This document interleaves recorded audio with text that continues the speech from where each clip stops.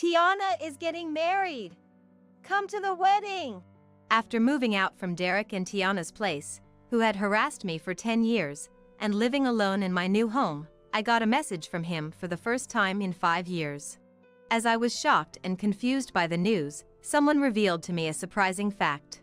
Hearing that, I was trembling with anger and decided to take revenge on Derek and Tiana. I will never forgive them. I'll make them pay. I started planning my revenge and immediately set about executing it. My name is Lindsay, 55 years old. I married Derek after meeting him through a marriage consulting agency. Soon, it will be 10 years since we became husband and wife. These 10 years have been like living in hell for me.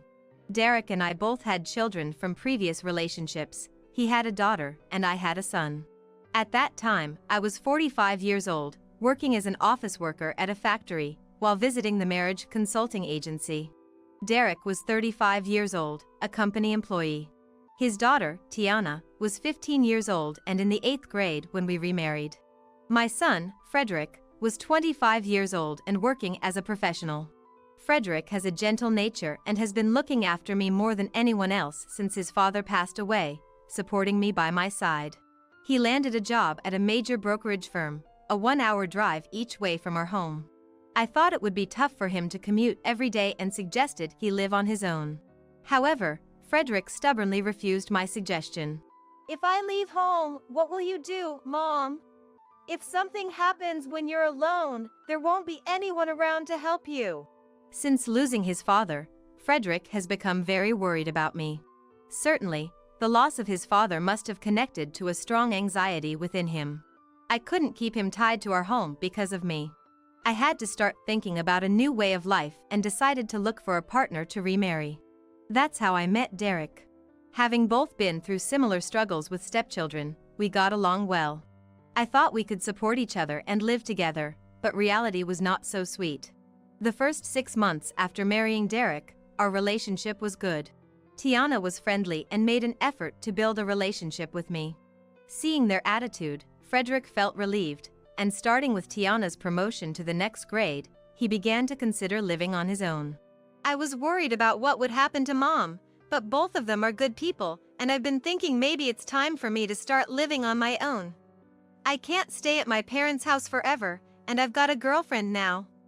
I want to make sure I give her and our time together the attention it deserves. Seeing Frederick's shy smile made me smile with surprise and joy. I think Frederick has been holding back on dating because of me. But if my marriage to Derek is pushing him to move forward, nothing could make me happier. He's sacrificed so much of his life for me. I just want him to be happy. I don't want him to feel any less because of me. With all my heart, I decided to support Frederick's independence. However, Derek was opposed to this. What? Frederick is starting to live on his own? That's out of the question. Who do you think is going to cover the rent, high heating bills, and living expenses now? I couldn't believe these words when I heard them because I thought Derek would agree. Derek was, in fact, relying on Frederick's money. Frederick had been contributing tens of thousands of dollars to our household expenses since it was just the two of us. I'm working and at an age where I should be living on my own, right? So, it's only natural that I contribute to the household expenses while I'm still living at home. He said this as he took on a portion of the rent, utilities, and some living expenses every month. But we could cover those expenses as a couple. I never thought it was Frederick's duty to bear the cost of living. That's why Derek's attitude surprised me. From his words and tone, he was treating Frederick like a cash cow. You don't earn much from your part-time job, and if Frederick leaves, my burden will only increase. Stop it. I don't make that much salary to begin with. Can't you somehow persuade Frederick to stay? It's impossible for me to take care of you and Tiana alone. This was the first time I felt annoyed at Derek, who was complaining while lazily taking off his tie, possibly tired from work. When I remarried Derek, I quit my factory job. His place was far from where I worked. It wasn't possible to make Tiana, who was preparing for exams, do all the household chores, and I had to take on the primary role. So, I resigned from my full-time job upon marrying and joined a creative cuisine restaurant nearby as a part-time employee. Together, we could support Tiana and make a living. However, Derek complained about his increasing burden and was not willing to accept Frederick living on his own. Unable to bear it any longer, I cut off his complaints. Then, if I increase my work hours and earn more, you won't have any complaints, right? Keeping Frederick at home was never an option for me. It's unthinkable to have a young, working parent be burdened with taking care of me. Even if I were unable to work, I have no intention of becoming a mother who troubles her son. We should take care of our own affairs. If money is the issue, I'll earn it myself. Thinking this, I glared at Derek with determination, and he started to mock me with a sneer. It's fine if you want to earn more, but can you still manage the household chores as before? I'm working full-time, and Tiana is in high school. I won't forgive you if you start relying on us. We don't have any time for household chores. If you can perfectly manage both work and home and earn the money that Frederick was covering, I don't mind letting him move out.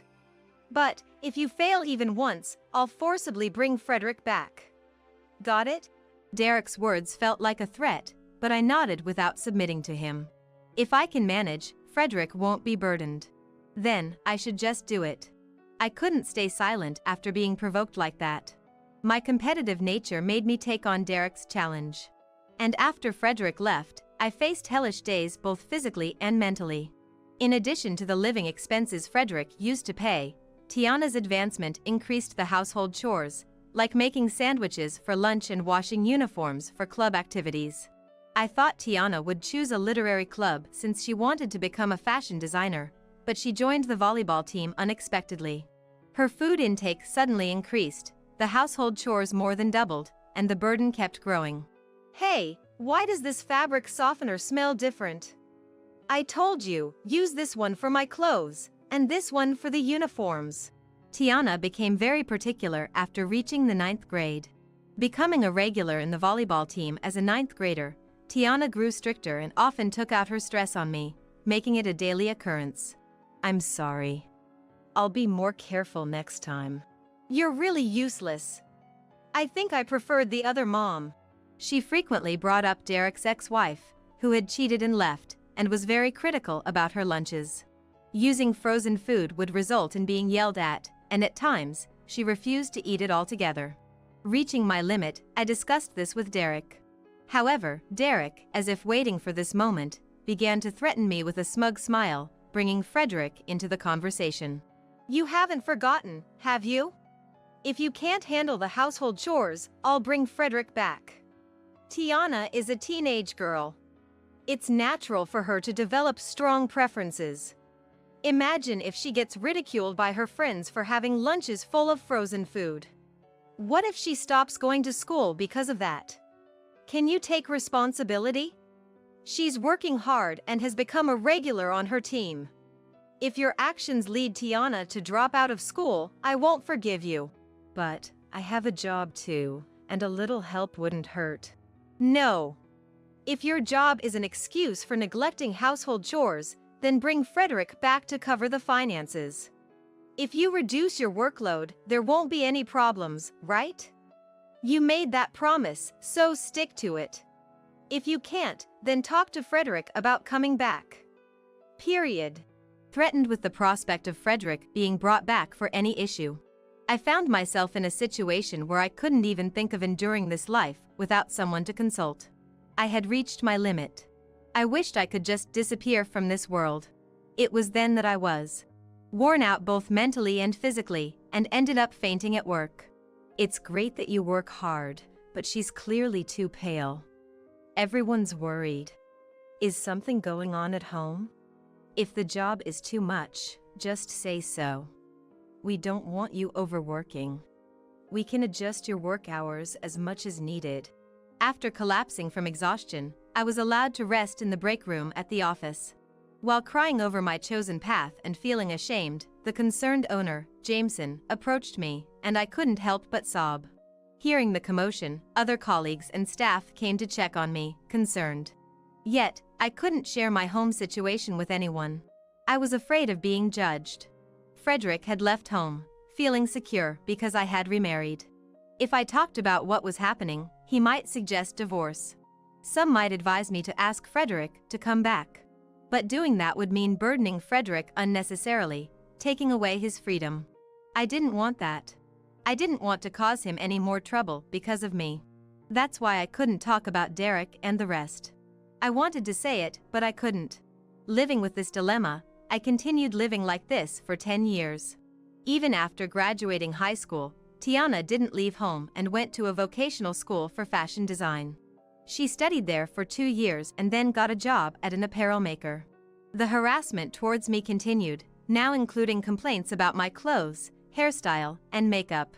Mom, you really have no taste in fashion. The outfit you wore to my entrance ceremony was especially bad. I got mocked by my friends later. Considering you're the mother of a daughter aiming to be a fashion designer, can't you try to be a bit more stylish? That's why Dad doesn't see you as a woman anymore. Tiana mocked me, and those days of being ridiculed continued. Yet, I couldn't retaliate and only endured. After Frederick left, Derek never spent time as a couple, regardless of whether I managed the household expenses or perfected household chores. Life felt more like that of a housekeeper than a family member. As Tiana said, he hadn't treated me as a woman at all in these 10 years. I've reached my limit. I hate this life. I want to escape right now. Having reached my limit, I begged Derek and Tiana for a separation. Separation? Don't joke around. Who's going to do the household chores? Yeah, I'm busy with work, and Dad's too caught up with overtime to do chores. There's no way you can leave this house. I'm not a maid. My patience snapped at their selfish arguments, and I screamed hysterically. For these 10 years, I've lived like a slave. I'm sick of it. I have my own life too. Tiana, you're 25, aren't you? How long do you plan to rely on your parents? Why not start managing your own life? A colleague's daughter said she's been independent and working for a major company since she was 20, and she does her own chores. What about you? You're 5 years older, yet still have your mother make sandwiches and leave the laundry and ironing to me. Aren't you embarrassed? When I was 20, I was working and managing my own affairs. Unleashing my pent-up frustrations, Tiana responded with a loud, "Huh? How dare you compare your daughter to someone else's child? You should be grateful you can take care of your precious daughter. To imply I'm at fault with the way you speak, I think that's wrong." That's right, Lindsay. Tiana is at a critical age, and she's busy with work. Supporting each other is what being a family is about. But you're just focused on yourself. Aren't you ashamed? Their rebuttals only fueled my anger. Do they even understand the meaning of their words? I looked at them with disdain for their unbelievable statements. Ashamed, you say? What about you? Aren't you embarrassed that your daughter has grown up to be such a lazy and worthless woman? It's because you've coddled her like this that she can't do anything. Derek seemed angered by my response, glaring at me with bloodshot eyes, ready to confront me. What did you say to your husband? Whatever, Dad. We're better off without this twisted, old-fashioned woman in our house. Just looking at her stresses me out. Hit with the truth, Tiana cut off Derek's words and sighed in exasperation. Realizing I was finally free from them, I smiled, relieved, and silently celebrated with a fist pump. Thus, I successfully moved out of Derek's house. I moved into an apartment near my workplace, introduced by Jameson, my boss. I had consulted with Jameson about my family situation beforehand, and he suggested I live in the apartment. It was owned by Dahlia, Jameson's wife, and her family, and they had a vacancy at the time. I hesitated for a moment because, honestly, living alone was daunting. Having someone nearby would be best. Jameson and his family offered protection against anything Derek and Tiana might say, allowing me to live there. Lindsay always contributes so much. We help each other out in times of need. If anything happens, just let us know, okay? You can use Jameson as your bodyguard. I agonized over telling them about my home situation. I worried about getting them involved in my troubles with Derek and Tiana, or being judged for my feelings towards Frederick. Amidst my fears and concerns, Dahlia was the one who alleviated them. We've both noticed how you've been working as if driven by something. There must be a reason for it, right? Neither Jameson nor I would ever trample on your feelings. I worry about you like family. So, if you're in trouble, don't hesitate to rely on us. I want to support you for a long time. Moved by Dahlia's kind and warm words, I couldn't hold back my tears anymore and shared everything I hadn't been able to say. After hearing my story, Dahlia hugged me, and Jameson crossed his arms with a stern look.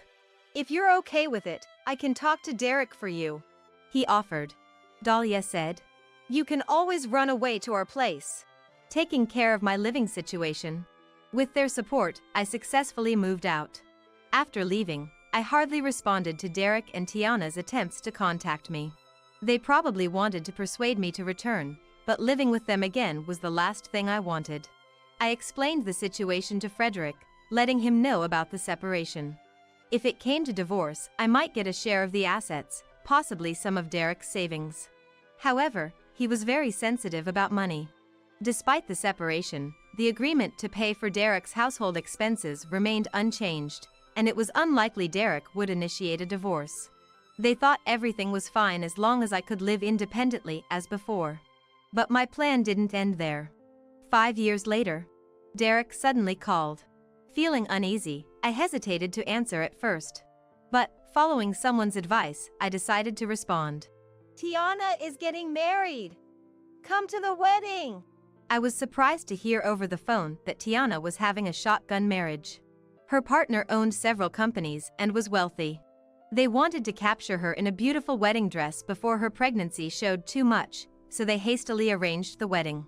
The date was set for a week later. The wedding was to be a grand affair. Okay. Initially unsure about attending, Frederick happened to visit me, and he persuaded me through written notes to go. I'll explain the reason later. Reading his note, I informed Derek of my decision to attend.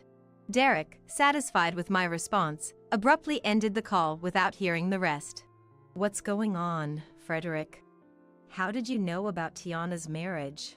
After making sure the call had ended, I turned to Frederick to press for details. Just minutes before Derek's call, Frederick had already informed me about the wedding. However, since leaving home, Frederick hadn't had any contact with Tiana or Derek. So, how did he know about Tiana's marriage before me? As I looked at him confused, Frederick began to speak seriously. Mom, will you help me with what I'm about to do? And so, I was shocked by what Frederick told me. On the wedding day, a week later, I was dressed up, waiting for Frederick's arrival at the venue. Long time no see, but you still lack any charm, or how should I put it? You've really taken on the look of an old lady, in body and face. It wasn't Frederick who appeared, but Derek in a suit. He seemed to be showing off, wearing brand accessories he usually didn't, and his suit looked expensive, as if it was newly purchased. Well, compared to your usual sloppy look, this is somewhat better. I was worried how it would look, the mother of the bride being so unfashionable at her own daughter's wedding. He was still the same man, saying unnecessary things. Being married to such a person was embarrassing beyond words. Feeling disgusted by his tasteless remarks, Frederick arrived, standing protectively between Derek and me. It's been a while, Dad. Frederick, trying not to arouse suspicion, smiled warmly at Derek. Without any doubt about his demeanor, Derek engaged in light conversation with Frederick. It's been a while since we met. How about a drink together? Thanks. I have some people to greet, so let's drink later. I have a lot to talk about. I didn't miss the sly smile on Frederick's face. Unaware of Frederick's expression, Derek led us into the venue. Our seats are over there. Let's go. As we entered the venue and the ceremony was about to start, Derek urged me to sit down. However, for some reason, I headed towards the groom's side seats. Noticing this, Derek hastily grabbed my wrist to stop me. Where do you think you're going? Our seats are over there. Don't embarrass me. What are you talking about? I shook off Derek's hand, glaring at him. As I did, an angry Derek glared back at me. Ah, there you are. Lindsay, over here, this way. What? What? Surprisingly, Jameson and Dahlia, sitting on the bride's side, noticed me and called me over, pulling me away from Derek. Derek, unable to grasp the situation, stood agape in confusion. Tiana, who had been watching from the sidelines, also seemed surprised and hastily came over to my seat to explain the situation. That person is my mother, and I think she's supposed to sit on the bride's side. The appearance of Tiana in her wedding dress caused a stir in the venue. Everyone's gaze turned our way, wondering what had happened. Lindsay is supposed to sit on the groom's side. After all, I was the one who invited her. Craig, the groom, who had been watching from the sidelines, emerged and dropped this surprising comment to Tiana. Confused, Tiana and Derek looked bewilderedly between Craig and Dahlia. The guests, also confused by the situation, exchanged puzzled looks, wondering what was going on. How do you know Lindsay? And why is she on the groom's side? It's only natural you wouldn't know. The person you were planning to marry is my son, and Lindsay works at my company. What? What? Derek and Tiana were shocked by this unexpected turn of events. It turned out that Tiana's fiancé, Craig, was Jameson's son and the president of Frederick's workplace. After graduating from high school, Craig had left home, taught himself about stocks, and acquired the skills to run a company. Frederick admired Craig and joined his company. Initially unaware, I worked with Jameson's family, and it was revealed that Craig's childhood friend and Frederick's girlfriend, Jennifer, were the same person.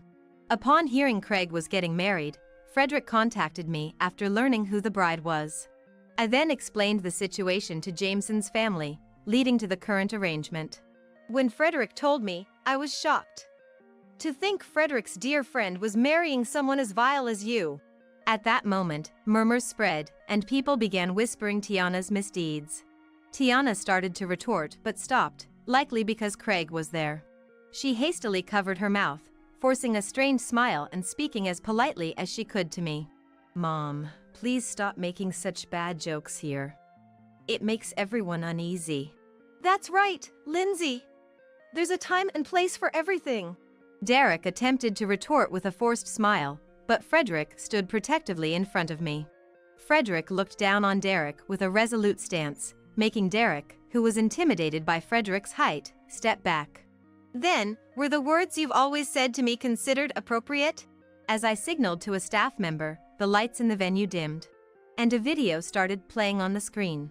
The next moment, Derek and Tiana's faces drained of color as the venue buzzed. The video showed scenes of me being harassed and mistreated by Derek and Tiana during our time together. What is that? Isn't that bad? The president's wife, is she really like that? Is the president okay marrying that kind of woman? That's not good, right? The room quickly filled with criticism towards Tiana and concern for Craig. Derek yelled at the staff to stop the video, while Tiana, visibly shaken, covered her mouth with her hands, trembling. What do you mean by this? Are you trying to ruin Tiana's happiness? Ruin her happiness? Hearing those words, Frederick angrily retorted. How can you say that when you've never cared about Mom's happiness? Huh? Frederick is usually mild-mannered and kind. He rarely gets angry, usually brushing off unpleasant situations with a laugh, showing great tolerance. But this time involved his mother and a respected company president who is also a dear friend. Two people important to Frederick were being hurt by Derek and his actions. Unable to contain his anger, Derek collapsed in a pathetic heap, trembling with fear under Frederick's intimidation. Regaining her composure, Tiana must have thought it necessary to break the tension. She weakly clung to Craig, pleading, Indeed, I was a lazy daughter until Mom left. But I've changed since discovering I was pregnant. I've learned the importance of caring for others. I've resolved to cherish you and our baby. So, can you trust me? As the father of this child, you're prepared to raise it together, right? Realizing there was no escaping the evidence presented in the video, Tiana adopted a repentant stance, looking up at Craig with moist eyes. She wasn't unattractive. She truly believed her tears could sway the situation. However, her last words were a little bit out of line. Frederick, as if he had been waiting for this, approached Tiana with a sly smile. All that talk of changing your heart is useless. Unless you can show proof that the child's father is him, no one will believe your words. What? What are you talking about? The tears in Tiana's eyes vanished instantly, replaced by a cold gaze directed at Frederick. Seeing this, Frederick loudly shared the situation, cornering Tiana. Well, you see, I heard from Craig about how you two met and the likely date you got pregnant. But there's something odd. Craig is sterile. What? The venue erupted in shock upon hearing this revelation. Tiana, caught off guard by Frederick's statement, was visibly shocked. I was surprised when Craig consulted me about his sterility. Could Craig, who hasn't undergone surgery or treatment, possibly father a child? We researched it thoroughly, but it just wasn't possible. Even after retesting, the results were the same. We figured you must be plotting something, and when we found out it was you, we couldn't help but laugh. You must have concocted a lie, aiming for the president's wealth, trying to deceive Craig. Caught in her scheme, Tiana panicked as everyone in the venue looked at her and Derek with disdain. By the way, we've also figured out who the father of your child is. Imagine having an affair with an employee of your own company. If it turns out you're pregnant with a married man's child, that's going to be quite the scandal. Turns out, I'm good friends with the executive vice president of your company. We even go out for drinks. He knows Craig and is here today. You thought you could trick him into marrying you by playing this game? Too bad, you should have done your homework better. That's why you got caught like this. Faced with an undeniable disadvantage, Tiana looked down in frustration, and Derek's face turned pale. There was no escaping this situation now. You really fooled me. That's not. I mean, any more excuses you make now will just make you look pathetic. I rebuked Tiana as she desperately tried to salvage the situation. Do you understand why Jameson and Craig went through with this wedding, despite knowing everything? What? No way! Hearing my words, Derek, unlike the confused Tiana, looked at me in shock, having guessed the truth. Yes. It was all to take revenge on you two for everything you've done, planned by me with everyone's help. What? Craig and Frederick had realized Tiana's lies early on. But Frederick pleaded with Craig not to cancel the wedding. Frederick knew. He knew about the terrible harassment I suffered from Derek. And that I could not divorce Derek because of him. He had acted knowing all this. I found it by accident when you were sleeping. The diary you started keeping the day I left. Frederick, who had come to my new home as a surprise, stumbled upon my diary and learned the whole story. He immediately worked hard to lessen my burden, even telling his girlfriend, Jennifer, about it, and convinced her to move in together. But when Craig consulted him about this matter, Frederick saw it as an opportunity for revenge. With Tiana's company's executive also present, his discovery of her downfall led him to glare at her and report to the president immediately. After hearing the details from Frederick, the man involved was subject to a company meeting. Tiana, once a candidate for the next section chief, would now face social sanctions due to this incident and her misconduct. Realizing everything, Derek and Tiana were utterly disheartened and collapsed on the spot. To them, I further stated, "This isn't the end of everything. The real hell starts now. Be prepared." Thus, I successfully exacted long-awaited revenge with Frederick, and Tiana's marriage completely fell apart. I thought the guests would be troubled, but they laughed, saying it was entertaining to watch, and no one blamed us for the incident.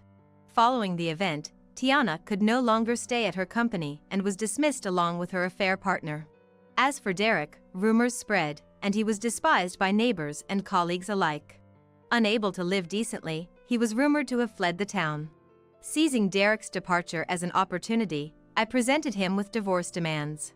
Knowing he would object, I hired a lawyer and submitted the video shown at the venue and other evidence confirming Tiana's harassment towards me. We took the case to divorce mediation and won the trial. I received $10,000 in compensation for the emotional distress suffered throughout the marriage. Thus, peace returned to my life. I continue to work at Jameson's company. Frederick offered to live together after this ordeal, but as much as I appreciated it, I declined. You might start your own family, Frederick, and I have people who care about me like family around. So, I'll be fine. You focus on living your life, with Jennifer by your side, okay? Smiling at Jennifer and Frederick, they shyly smiled back. I will keep working with Jameson, moving forward for my own happiness this time. Suddenly, the electricity bill skyrocketed. In a panic, we called the utility company, and the technician came over, looking puzzled. "Have you seen this wire before?" As my husband, Sam, and I rushed over, the technician carefully moved a plant nearby to make it easier for us to see. From an external outlet of our house, a strange wiring extended, heading towards the in-laws' house. "Do you know anything about this wiring?" Sam and I exchanged glances. We were probably thinking the same thing. "Hey, Sam. Could this be?" "Yeah, no doubt. This is why our electricity bill suddenly spiked." Sam then reached out to the outlet and quickly unplugged the wiring. The moment he did it, a high-pitched scream came from the direction of the in-laws' house. "Ah!" It must be Maëlle, Nicola. Then, some hysterical muttering was heard, and the voice came out of the door, heading our way. And there, Nicola burst out from the garden. "I am Mary, a 32-year-old housewife. My hobby is eating sweets. Every day, I gather information about sweets by asking friends or researching on my own. Sam, my kind husband, always accompanies me in this hobby. Sam and I, both the same age, have been together since college. I have always loved Sam for his kindness, unchanged from the moment we met. Incidentally, I also adored Tony and Nicola, Sam's parents who raised him. Many of my married friends struggle with their Maëlles. I've even heard stories that ended in divorce due to issues with the Maëlle. Fortunately, such problems were irrelevant to our family.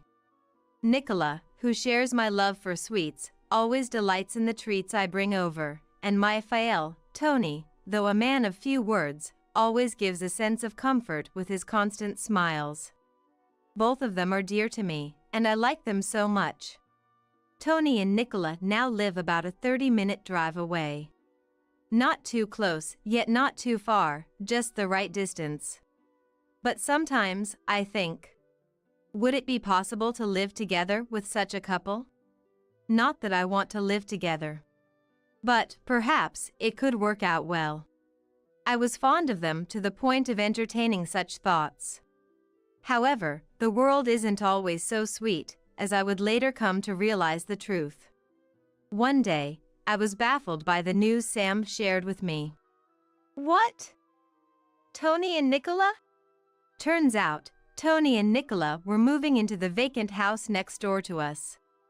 I had assumed their in-laws' house was owned, but it turned out to be a rental. They were considering moving since their place was getting old. And when they found out the house next to ours was vacant, they set their sights on it. It was an unexpected close-distance living arrangement. I was instantly overwhelmed by anxiety. We had been getting along fine with Tony and Nicola, but would it continue to be okay? Living next door meant we could see each other every day if we wanted. I liked Tony and Nicola, but seeing them every day might be too much. But it was too late to say, "It's too close, so please don't move in." When Sam heard about the move, he gently advised Tony and Nicola that it might not be a good idea. However, they didn't listen, saying, "We're so close now, it'll be fine." I wanted to kick myself for my previously optimistic thought that living together could be possible. As my anxiety grew, Tony and Nicola moved in. Though I greeted them warily, things seemed fine at first. We kept a good distance, and some boundaries were established. But as they settled in, Nicola began to cross those boundaries. That was the force that overcame all the actions we didn't want her to do. Unannounced visits became the norm, and when she came over, they acted as if our house was her own. Not only that, but our actions seemed to be constantly monitored. Then, after finishing an unannounced visit and dinner inspection one day, Nicola made an outrageous suggestion. "Hey, Mary, I've been thinking, why don't you stop locking the door? What? I couldn't believe my ears. Because can you believe it? In this day and age, Nicola was suggesting we keep our house unlocked, making it accessible to anyone at any time. That's not reassuring at all. Of course, it's unwelcome. Ever since Nicola moved in, even the doorbell ringing startles me, and now there's the added possibility of Nicola slipping into our house unnoticed. Again, of course, that's unwelcome, given how dangerous things are these days. I guess not locking the door does feel a bit scary, I said with a smile, trying not to offend, but Nicola frowned. Oh, Mary, you worry too much. But it's okay. Once we get to know the neighbors better, I'll make sure they look out for us. Until then, well, Tony and I are around. We'll be popping by often, she said, her words coming from a place of goodwill, which I appreciated.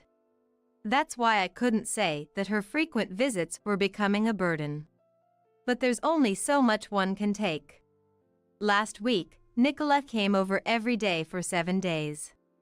I end up having tea with Nicola at our house every day.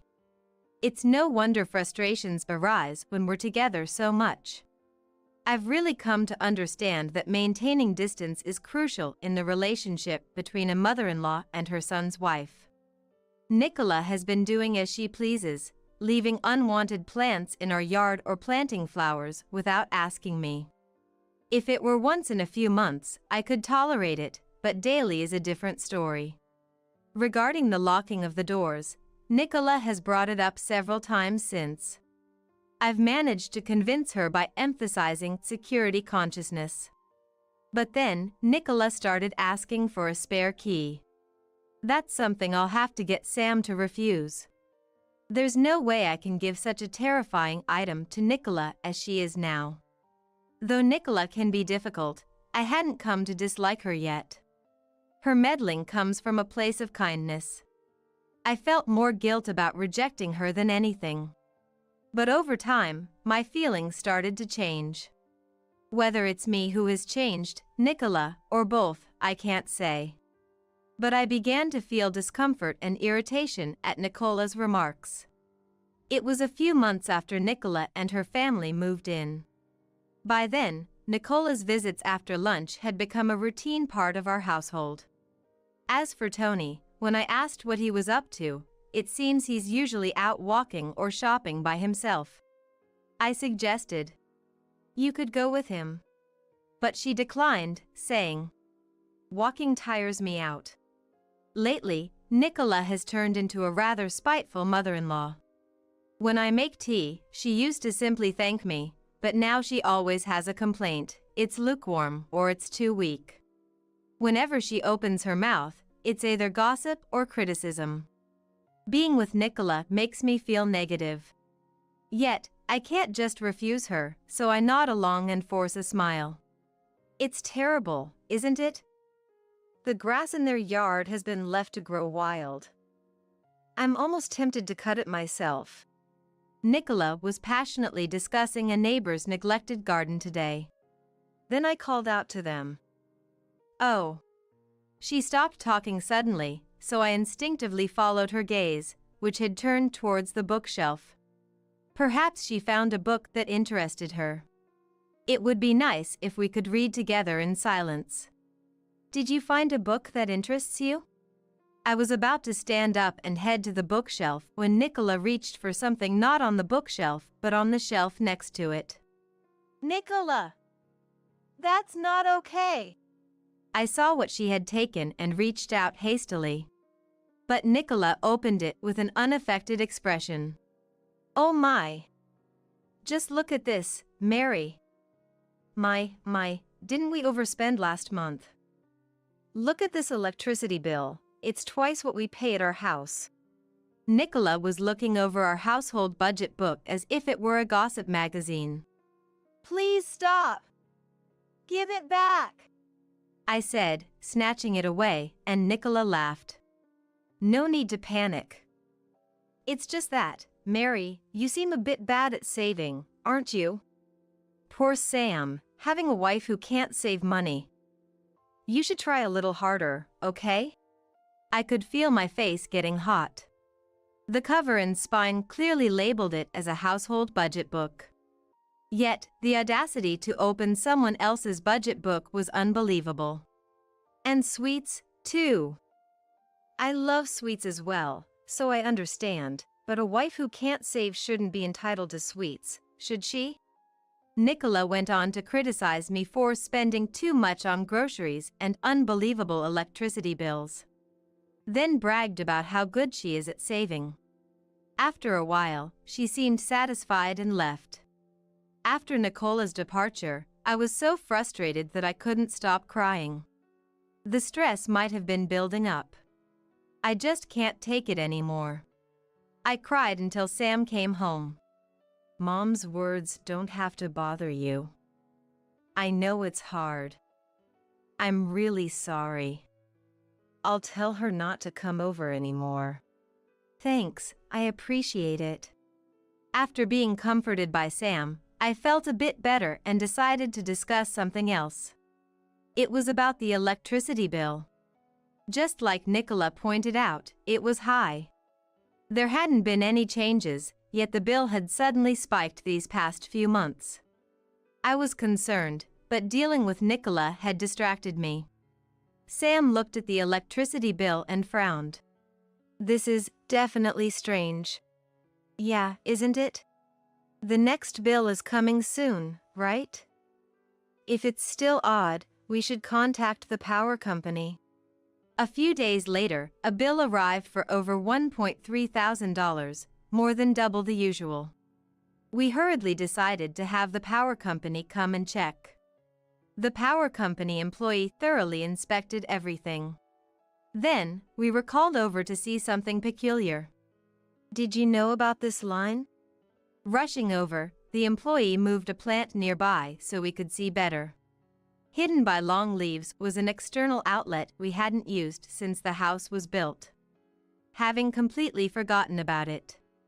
From that outlet, as the employee had said, a wire extended towards the in-laws' house. Do you know anything about wire? Sam and I looked at each other. Likely thinking the same thing. Hey, Sam. This means... Yeah, no doubt. This is why our electricity bill suddenly increased. Just to be sure, we followed the wiring with the employee. Pushing aside hedges and overgrown weeds, we found the wire indeed entered the in-laws' house shed. We couldn't see where it connected from there, but it was clear the in-laws' house was involved.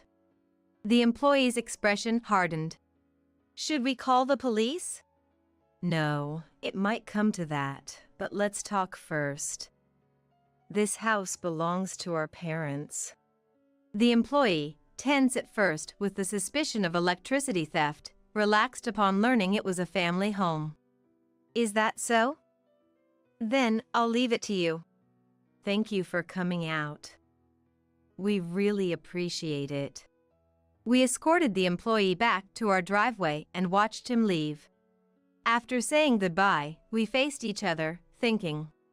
Sam sighed deeply, holding his head. I'm sorry for having such a mom. Don't worry about it, or I can't really say that. What do we do now? Tony and Nicola were probably home, as usual. Should we go talk to them now, or plan a strategy first? Sam, hand over his mouth, walked towards the external outlet left exposed after the employee moved the plant. Earlier, the staff avoided the plant, so I could clearly see the external outlet. Thinking about it, Nicola placing the plant there might have been to hide it. It felt wrong to suspect her, but it seemed the only logical explanation. What's this connected to? Sam then reached for the outlet and quickly pulled out the wiring. Is it okay to pull it out? I just did. Thinking about them taking electricity from our house all this time makes me angry. Well, the employee is a witness.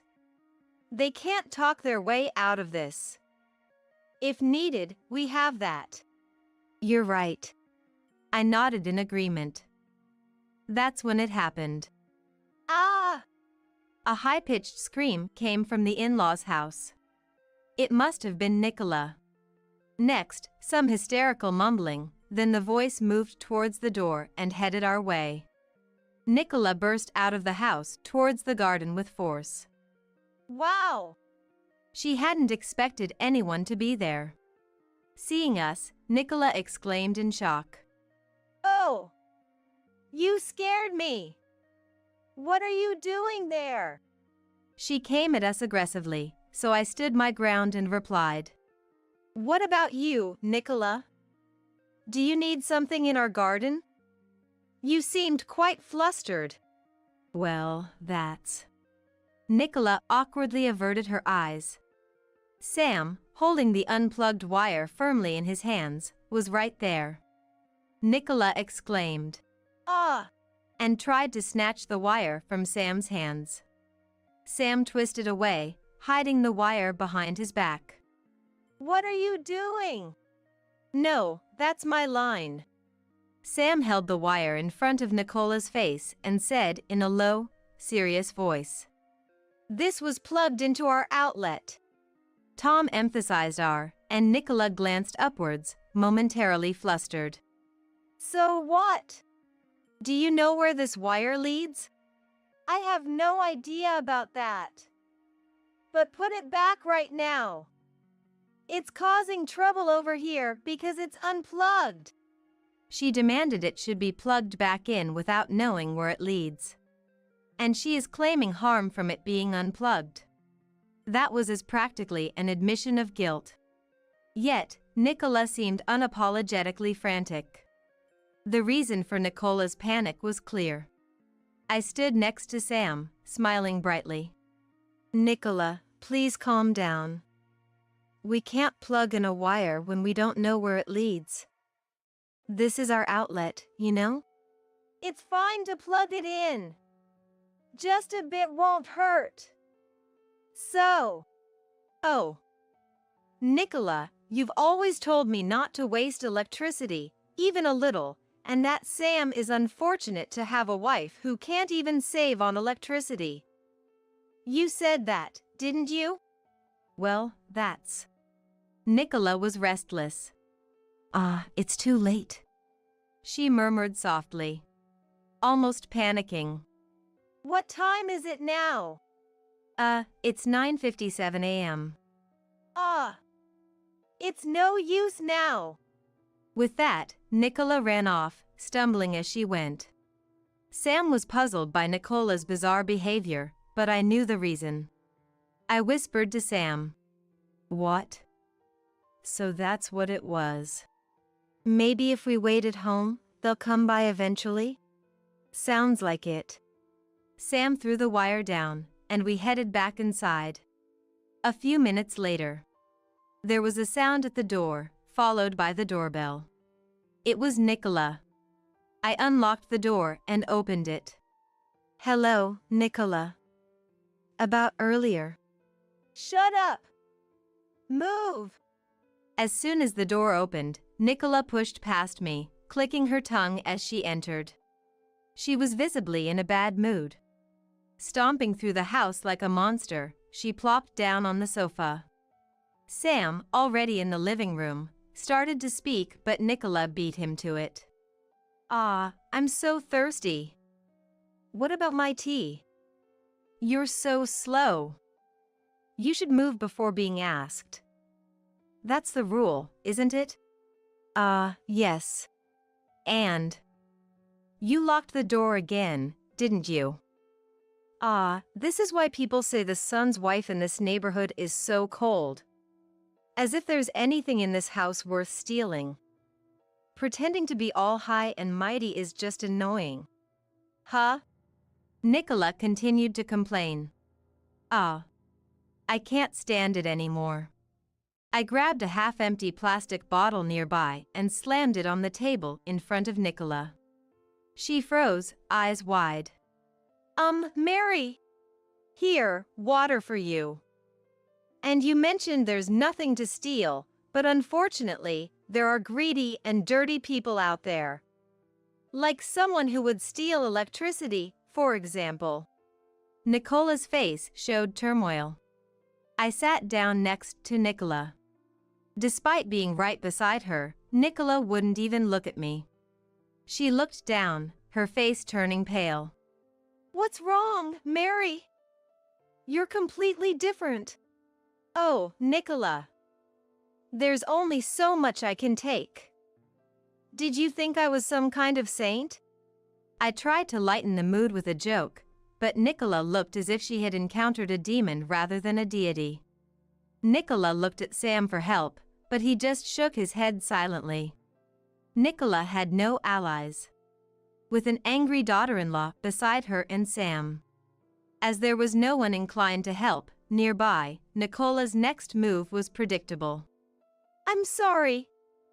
I just remembered something. I have to go now. You're not going anywhere. I pressed down on Nicola's shoulder as she tried to stand up from the sofa. Nicola's rear sank back into the sofa. Mary! Really today? You were the one who said you were thirsty, weren't you, Nicola? Surely you're not saying you can't drink my water? After making such a fuss, that wouldn't make sense, would it? Nicola, with tears in her eyes, reached for the plastic bottle but was stopped by Sam. Nicola looked relieved, but I didn't actually want to make her drink the leftover water. The real issue was yet to be addressed. When did you start stealing our electricity? Stealing! What an awful thing to say! But the fact is, the wiring plugged into our outlet was leading to your house, wasn't it? Nicola tried to speak several times, searching for an excuse, but couldn't find any that would work. There was no way to talk her way out of this situation. All that was left was for Nicola to admit and apologize. I thought that was going to happen, but it seemed luck smiled on Nicola for a moment. The doorbell rang, and when I checked, Tony was there. Is Nicola here? It seemed Tony had gone out for a bit and came back to find the door unlocked, the TV on, but Nicola missing, so he was worried. Tony! Nicola cried for help as if reinforcements had arrived. Tony was confused by Nicola's unusual state. Then, Sam explained everything from the beginning. After thinking for a moment, Tony slowly said, Isn't there some mistake here? It's hard to believe at first that his wife was secretly stealing electricity from his son and daughter-in-law's home. So, who did the wiring? Do you expect me to believe a stranger came and connected our houses? Tony crossed his arms and pondered again. Then he agreed. Well, we should probably go and see it. And stood up. But Nicola tried to stop him, flustered, but Tony asked Sam to show him to the outlet. The wire ran into a shed where it wasn't visible. After checking, Tony came back pale-faced. And immediately made Nicola apologize. I'm sorry. Truly, I am. Nicola silently looked down. Like a child. According to Tony, the wiring was connected via an extension cord to a battery and Nicola's computer. The battery was bought when they moved in. She was advised to charge it during cheaper, nighttime rates and using it during the day was cost-effective. Nicola had been doing exactly that. Initially, it was just that, but then she started plugging in her computer and other appliances since there were free sockets on the extension cord. Eventually, she used our electricity day and night. Nicola justified her actions by saying it was more cost-effective. It was infuriating enough that she had been stealing electricity. But even more so that she had looked down on me while lying all along. You've been saying how pitiful Sam is for having a wife who can't save, or criticizing me for buying sweets while being unable to save. Remember? That's the truth, though. Her lack of remorse was almost impressive. Saving by using someone else's electricity isn't saving. It's just a crime. I continued. And don't think we'll just let this go because we're family. If you sincerely apologize, that's one thing. But if you keep this attitude, we'll have to involve the police." Nicola looked surprised, as if she thought getting caught would be the end of it. "What kind of daughter-in-law are you? To betray your own family?" "Don't talk like that. We just want you to make amends because we are family." As I reached for my phone, Nicola panicked and lunged at me. Sam quickly restrained her. "There's no evidence." "With everything laid out like this, you still need evidence?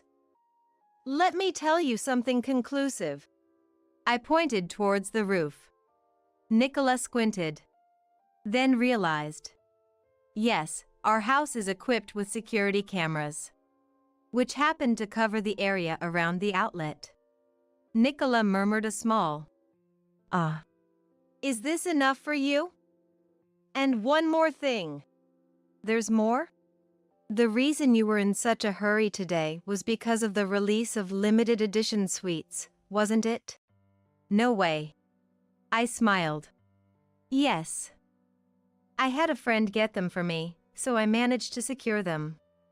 If you hadn't been busy stealing electricity, you might have been able to get them on your computer, too." "Too bad." Nicola trembled and then sat down on the spot. After discussing with Sam, we decided against reporting Nicola to the police. She had admitted to it, and we had evidence, but it was too much hassle, and being family, it might get brushed off. Instead, we decided to get a proper apology and compensation for the electricity from Tony and Nicola. It was awkward living so close, but it had to be done. Tony and Nicola, perhaps feeling awkward too, eventually moved back to their old house. Apparently, word got out about the electricity theft, and Nicola became the subject of rumors. Nicola was devastated and wanted to return to their original home. It turns out Nicola thought she was good at neighborhood relations. But in reality, people were just being polite. After paying us, Tony and Nicola were left with little money. But we would not help them. They needed to save on their own, especially on their beloved sweets. As for me, now that Nicola is gone, I'm enjoying my life, deciding which sweets to buy next with the electricity bill back to normal. Wait, are you trying to use the bathroom? Dirty old people are banned from using it. We use that toilet too, you know. If you guys use it, our brand new toilet will get dirty immediately, won't it? Sorry, but you'll have to make do with peeing in the bushes outside. Oh, and don't do it in the garden, okay? If you dirty our precious home even a little, I'll never forgive you. Both we were taken aback by Emily and Wilson's words. A bathroom ban? That's just unthinkable. No matter how much they dislike us, such behavior is inexcusable. We have endured harsh words from our son and his wife before. As we're the kind of people who dislike fights, we've always quietly accepted their treatment. But now, we've reached our limit. We need to make it clear what happens when they make enemies of us. I started plotting a scenario for revenge. I'm sure this plan will work. My name is Sarah, a 62-year-old homemaker. I live with my husband. I met Johnson, my husband, at the company where we used to work. After Johnson's persistent pursuit, we started dating and smoothly transitioned into marriage. I was blessed with a son with Johnson, a lively boy. We named him Wilson and raised him with care. Wilson grew up healthily and eventually found a job. He married a woman named Emily and built a family. I remember the feeling genuinely happy when he first introduced Emily to us. But that happiness didn't last long. Everything went awry when I realized why she had married him. After marriage, they lived with us. One day, Wilson and Johnson were out, and only Emily and I were at home. At first, we were chatting amicably in the living room, but then Emily's mobile phone rang. It seemed she received a call. "Sorry, Sarah, it looks like it's from a friend." With that, she excused herself and went back to her room. Left alone in the living room, I decided to clean the house to pass the time. As I was passing Emily's room, I inadvertently overheard her conversation. Her voice was so loud that I couldn't help but hear. "Seriously, those old folks are living too long. If they suddenly died, we could get the inheritance. I'm married into the family for the president's fortune, but this is just hell." Her words felt like a cold shower to me. Actually, Johnson's father was the president of well-known top-tier company. However, the company was set to be inherited by his brother. Still, being part of the president's family, Johnson had some share of the wealth. It turned out Emily had married Wilson with that very intention in mind. They probably believed that once we passed away, the inheritance would become theirs. In fact, we had always treated Wilson and his wife with this in mind. Such behavior couldn't be tolerated. I shared this with Johnson that night. Initially, he was shocked, saying, "Really?" but he trusted my words. After discussing, we decided not to act immediately but to observe if Emily would reveal her true intentions. Maybe, in the meantime, she might change her attitude and start treating us like a real family. It was a decision made with the faint hope. But things didn't go as expected. To test Wilson and his wife, we observed their behavior. We invited them out, asked for help with chores, and so on. Gradually, they seemed to find us a nuisance, and their attitude changed. "Wilson, you're free now, right? I'm sorry to ask you, but can you give me a hand to do the laundry? My back hurts." One day, seeing Wilson relaxing in the living room, I asked him. Although Emily had been the one to speak harshly that day, Johnson suspected they might be in this together. We suspect that maybe Wilson feels in the same way. So, I started to approach Wilson to understand his feelings. At my request, Wilson looked up from his mobile phone, sighed with annoyance, and said, "Can't you do that yourself, Mom? You're a mother, after all. Shouldn't you be able to handle the household chores by yourself?" He then returned his gaze to his mobile phone. It became clear that he had no intention of helping. His attitude seemed to say, "I have no intention of being a family with you." This thought sent a chill down my spine. Don't say that. Family should help each other when in trouble. You have your own family now, Wilson. You need to act responsibly. My voice trembled, reflecting my fear.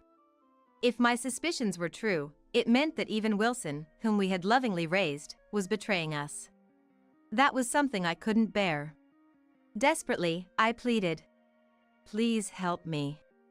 But Wilson didn't even look up from his phone or show any sign of getting up from the sofa. His unwillingness to help was evident. Persisting in my request, he let out a heavy sigh and continued. "Look," he continued. "Enough is enough. Yes, you're my mother, but that doesn't give you the right to be selfish. I have a wife, Emily, and I need to work for her. I'm already exhausted every day, and now you're asking me to do chores too? That's cruel. Don't ask us to do such things anymore. We are essentially strangers." Essentially strangers. Those words pierced deeply into my heart. It confirmed my fears. Both Wilson and Emily seem to be after Johnson's inheritance. They seem indifferent to us, thinking as long as they receive the inheritance, that's all that matters. This betrayal from family deeply wounded me. Yet, we couldn't foresee something even worse. I immediately told Johnson about Wilson's possible intent for the inheritance. Johnson, seemingly already convinced. "I thought as much." He nodded. And so, our family dynamics became distorted. Amidst all this, Wilson and his wife decided to move out. When they brought it up, we couldn't help but feel relieved. By then, living with them had become unbearable. Even sharing the same house with them was distressing. They wanted to live in a new single-family home, which would require a significant amount of money. To hasten their move, we decided to provide financial assistance. "Dad, Mom, thanks. Family is indeed valuable." Knowing the underlying meaning of Wilson's words, we couldn't genuinely rejoice.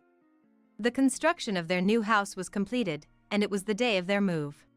They packed up some of their belongings and left the house. A week later, we visited their new home with a housewarming gift. Though I didn't want to go, I remembered my father-in-law teaching about maintaining certain courtesies, so I decided to endure it a bit. Nice house, isn't it? Smells like new construction. Their home was more beautiful than expected, probably due to the money spent on it. After being shown around various rooms, when we gave the celebration gift in the living room. "Thank you so much," she said.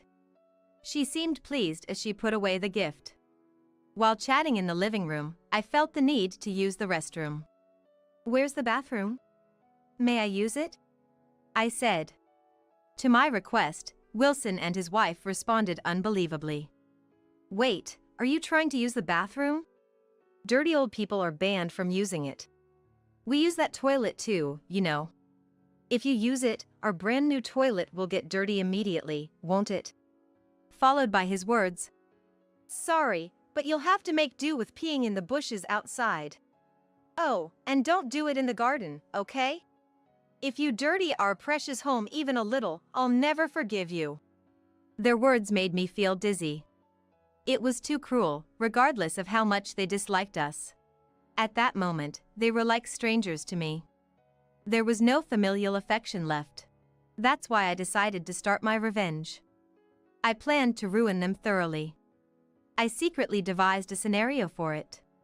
Exchanging glances with Johnson, who was just as stunned. It seemed Johnson was thinking the same as me. "We don't want to be a nuisance, and since we've given the housewarming gift, maybe we should leave if we're not wanted."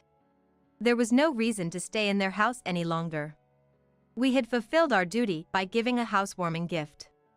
If they were going to be that terrible to us, we didn't need to stay. Right. Our presence here only seems to bother them. It's better to leave now. I had anticipated being unwelcome, but to be told things like being banned from using the toilet or to go in the bushes was too much. "Yeah, leave right now. Don't want this house getting old and musty because of some old people. Don't stay any longer than necessary." Old people making the house musty? That's just absurd. Realizing how much my own son despised us was a bit of a shock. But I couldn't see Wilson as my son anymore. I'd deal with these conflicting feelings later. For now, the priority was to leave. "And don't come over unless absolutely necessary. We've got your gift, so you're of no use to us now. Maybe see you at the baby shower, but that's it." Even though she demanded us to leave right away, she still wants a gift. What greedy people. Though giving them gifts was burdensome, we were fortunately not short on money. So, to keep the peace and calm myself, I accepted it. "Then let's sever ties. If you despise us so much, it must be hard to continue as a family, right? Anything is fine with me as long as we don't have to deal with you and your family, who are troublesome." Are they high on their own anger? Emily quickly agreed to my suggestion, likely not understanding the consequences of her decision. We gathered our things and left Wilson's house. They hardly even saw us out. But this was just the beginning of our revenge. I couldn't wait to see them fall into the hell we were about to create. I can't help but look forward to that moment. Back home, I shared the revenge plan with Johnson. He said, "This is going to be interesting." He laughed and was in agreement with my plan. They say spouses become like mirrors of each other, and I really felt that was true. Since then, we had been very busy. To complete our revenge, various preparations were necessary. Before we knew it, about a week had passed. Despite being busy, we were leading a calm life without any major incidents with Wilson and his wife. But it seemed about time for a disruption. As I was expecting this, the phone rang.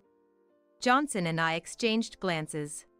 Sure enough, it was Wilson on the line. I put the call on speaker so Johnson could hear and spoke to Wilson. "Hello, Wilson? What's up? Did something happen?" It was surprising he called so nonchalantly after what had happened. Normally, after such an incident, I'd think it would be awkward to make a phone call. But Wilson, sounding cornered and desperate, blurted out. "What's happened, you ask? What have you two done?" Thanks to you, I'm in a terrible situation. Do something about it now. Wilson's statement was disjointed, and I couldn't understand what he was talking about. Of course, I had orchestrated this revenge, so I could guess what might be happening to him. What exactly do you mean? Tell me everything from the start, I don't understand. Since I had no idea what he was accusing us of, I couldn't respond. Urging Wilson to explain, he started his story in an angry tone. It seemed the trouble started when he went to work after the incident. While working, Wilson noticed something unusual. The looks directed at him by his colleagues were unusually cold. Wilson, who tends to be overly concerned with others' perceptions, found it unbearable to stay at work and left early that day. Hoping it was just his imagination, he went to work again the next day, but the cold stares remained unchanged. He confronted a colleague about it, but all he got in response was, "Ask yourself." Just that, and they wouldn't tell me anything more. Furthermore, it wasn't just his department colleagues who were giving him cold stares. It seemed as if everyone in the company, from high-ranking superiors to colleagues in other departments, were looking at him with disdain. He felt as if every employee he encountered was regarding him with contempt. Despite racking his brain, Wilson couldn't think of a reason for the cold treatment at work. He hadn't made any mistakes on the job. Eventually, he surmised that my husband, Johnson, a member of the company's founding family, and I must have been involved. What have you two done? Because of you, I can't work anymore. You need to take responsibility. Wilson lashed out at us one-sidedly. Indeed, the frigid reception he faced wasn't a figment of his imagination, it was a part of our scheme. We had promptly informed my brother-in-law about the ordeal with Wilson and his wife. He values us greatly and was furious upon hearing it. Unfortunately, my brother-in-law isn't one to keep secrets. He inadvertently leaked our story to his secretary and other managerial staff. Soon enough, the entire company knew about their misdeeds, and everyone began to scorn Wilson. This is too much. Fix it now. I can't work in that kind of environment. Indeed, someone like him, who is easily swayed by others' opinions, couldn't possibly continue working in such a hostile environment. However, his employment was actually a result of nepotism. He had been lazy during his student days, lacking notable educational achievements or qualifications. Since he couldn't find a satisfactory job, his sympathetic uncle hired him at his company. Could someone like Wilson really manage a proper job search? From my perspective, it seemed unlikely. That company was his only option. Yet, working there under current circumstances was impossible for him. Please, you have to do something. I can't work under those stairs. You caused this, right? Then fix it. He yelled over the phone. But I had no intention of forgiving him. We've disowned you, remember? Why are you asking for help now? That was all Emily's doing. I always considered you and Dad as my family. Families are supposed to help each other, right? So, help me. Indeed, families should help each other. But he had misunderstood the meaning of family. You help because they are your family, not treat them as family only when help is needed. Feeling the conversation was pointless, I ended the call with him. Afterward, my phone kept ringing incessantly, so I blocked his number. That was how we completely severed ties with our own son. Our revenge was far from over. The day after our conversation with Wilson, my phone rang again. This time, it was Emily. Sarah, please open the entrance. I have something to discuss, including about Wilson. Let me in quickly. As soon as I answered the phone, she blurted out such things. It seemed that she, thinking it best to resolve matters directly, was waiting at the entrance of our house, eager to talk. Well, it was our former house, after all. Emily, we're not at that house anymore. Indeed, it was our former home. Since then, we had sold the house where we lived with them and moved to a new home. A brand new, sparkling single-family home. Our new home, chosen with a slightly competitive spirit, was more spacious and grander than Wilson and Emily's. What? Then where are you? Things are terrible here. If we don't know where you are, how can we receive the inheritance? Tell me your current address. She seemingly failed to comprehend the meaning of disownment. To disown means no longer being family, and inheritance is not passed to non-family members. We had even updated our will to ensure that, come what may, Wilson and his wife would not receive any inheritance. However, she appeared to misunderstand, thinking that if some family connection remained, they could still inherit. Emily, you can no longer receive any inheritance. We've disowned you, remember? We're no longer family. Why would we give an inheritance to someone who's not family? I was astonished at her lack of understanding. Her ignorance was so profound that it was almost laughable. Surprised by my response, she exclaimed. What? She exclaimed in a loud voice. What? I didn't know that. That's a real problem if we can't get the inheritance. Let's forget about the disownment, okay? We're still family, right? Her self-centeredness was astounding. It was baffling how someone could be so obsessed with money. Her illogical and selfish statements left me speechless. Misinterpreting my silence as agreement, she continued. How about we live together? You've moved out of this house, right? I just realized how lonely it is without you, Sarah. Our house is big, so you can live here too. Let's live together as a family.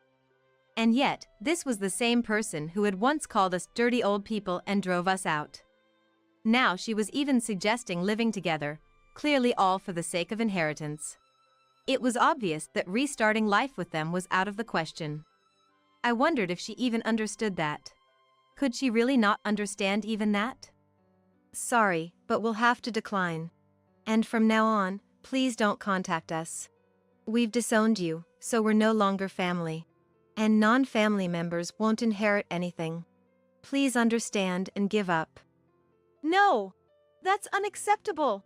Please, Sarah, forgive us!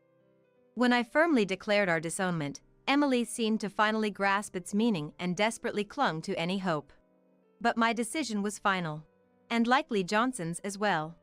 Therefore, I ended the call with her and immediately blocked her number. This way, she couldn't contact us again. They wouldn't know our current whereabouts. Essentially, we've completed our disownment. We felt a sense of relief, having cleanly severed this unpleasant connection. Later, I heard from acquaintances and brother-in-law that Wilson and Emily began fighting incessantly over the inheritance and their jobs, leading to a divorce. They argued bitterly over alimony and property division, even hiring lawyers and taking their disputes to court. After the divorce was finalized, Emily returned to her parents' home. She seemed certain that her biological parents would accept her, but when they actually saw her and learned of the situation, they were furious. Apparently, she was promptly kicked out of the house. Wilson, having quit his job, struggled to find new employment and is now working tirelessly in part-time roles to make ends meet. Meanwhile, Johnson and I are enjoying a peaceful and happy life. The weight of the Wilson affair lifted, we've found newfound freedom. We're planning to go on a trip soon, taking brother-in-law and his wife along. Johnson and I have been making plans for this trip together. It's our way of thanking him for his help in our revenge. We are carefully planning this vacation. Family is about supporting each other and helping in times of need. But that doesn't always mean being related by blood. Some, like Wilson and Emily, disregard even their own family. This incident has deeply ingrained that lesson in us. Hey, cruel wife! How many times do I have to tell you? The fork. There's no fork. Are you telling me to eat lunch with my hands? What a ridiculous, cruel wife. After our child was born, my husband started calling me a cruel wife occasionally. Why did I marry this man? I could hardly remember. Before we got married, I thought I liked him because he was kind and considerate. It was often said that women would change after getting married and having children. But I would ask this. What about men who don't change at all even after having kids? Isn't that somehow strange? Fed up with my mounting irritation, I shouted back at my husband on the phone. Shut up! If there's no fork, then eat with your hands. Even a baby can eat with their hands. Why can't you? My name is Carol, a 36-year-old office worker. By the way, I am currently on parental leave. Though in a different department, my husband Kent was a colleague at the same company. Kent, a responsible and respected manager, was our team leader. After dating for 3 years, we got married. We were both busy with work, but we spent our days off together and had a reasonably happy life. However, I began to have certain troubles as I got older. When will you guys let me see my grandchild? These were the words of Louis, who is Kent's dad, as my father-in-law. Every time he looked at me and said this, I get sick to my stomach. I don't like Louis, or rather I hate him. He's arrogant and acts so pompous. Louis was a department head in a fairly large company. He may be a man in positions of authority, but I always think that it just at work and doesn't apply at home. I often saw him scolding mother-in-law Deanna. When I told Kent, he said, "My parents have always been like that. They haven't divorced, so it must be working out, right?" He talked about it as if it was none of his business, which made me wonder if this was really okay. We got married when I was 28, but we didn't have children for a while. About 2 years into our marriage, we started to think it might be difficult to conceive naturally, so we went to the hospital together. The test results revealed there was something wrong with Kent. What? You mean I'm the cause? Really? Kent couldn't believe what the doctor said. Even after getting a second opinion at 2 other hospitals, the results were the same. All I could do was to try to cheer up the disheartened Kent, saying, "The doctor said there's still a chance. I'll do my best too." Looking back, maybe Kent didn't even like these words from me. After that, we started treatment, which was quite tough. Not only was it physically tough, but it was also mentally taxing. Every time I passed a pregnant woman with a big belly at the OBGYN, I kept thinking, why can't I have a baby? Every time I saw Louis during this time, he asked repeatedly, "Hasn't my grandchild been born yet?" Deanna was always kind to me, encouraging me not to worry. "Dad is such a problem. I've explained to him that I'm the cause, but..." Ken said in disgust. The treatment was hard, but back then, I hadn't even considered divorcing Kent. Then, when I was 35, I finally conceived our long-awaited baby. Even Louis was pleased, saying, "Really? I was starting to give up hope, but now I'll finally be a granddad." His words were excessive, but he seemed happy. Deanna also told me to take care of myself. What surprised us even more was that I was expecting twins. There was some anxiety about suddenly becoming a mother of 2, but Kent said, "Let me know anything I can do, I'll do anything." As might be expected of twins, by the time I passed the 6-month mark, my belly was as big as if I was at full term. By then, we knew both were boys. But there was anxiety as well as joy. This one is growing well, but the other hasn't grown much since last time. The doctor sometimes told me at checkups. I prepared myself for a smaller birth and prayed for their safe growth every day. Being pregnant with twins, I was able to start my maternity leave early. Kent had been promoted to manager around that time, perhaps in recognition of his hard work. But with his new responsibilities, he started coming home later and using work as an excuse. "Hey, can't you come home a bit earlier? It's getting hard to move around with my big belly," I said. His response was, "What can I do? It's work. I'll do my best once they're born." Thankfully, Deanna, who lives nearby, often came to check on me. I always thought Deanna was a quiet person, but she talked a lot when it was just the 2 of us. "How are you feeling, Carol? I made this because you said it was delicious before. Eat up. And I bought some daily necessities for you. Deanna, you're really a godsend." Thanks to Deanna, I could lead a calm life during my pregnancy. I'm truly grateful even now. Later, I gave birth to fraternal twin boys via C-section. My eldest son, Rui, was 5 pounds, and my second son, Ray, was 4.5 pounds. Kent and I had already decided on their names together. I was discharged from the hospital after about a week, but the boys couldn't come home due to their low weight. On the day of my discharge, Kent came to pick me up. I was depressed, but he said, "Think of it as a chance to rest for a while. Let's be positive." Frustrated by Kent's off-the-mark comment, my irritation peaked when I got home. "What is this?" The house was a mess, the table cluttered with stuff, and the sink overflowed with dishes.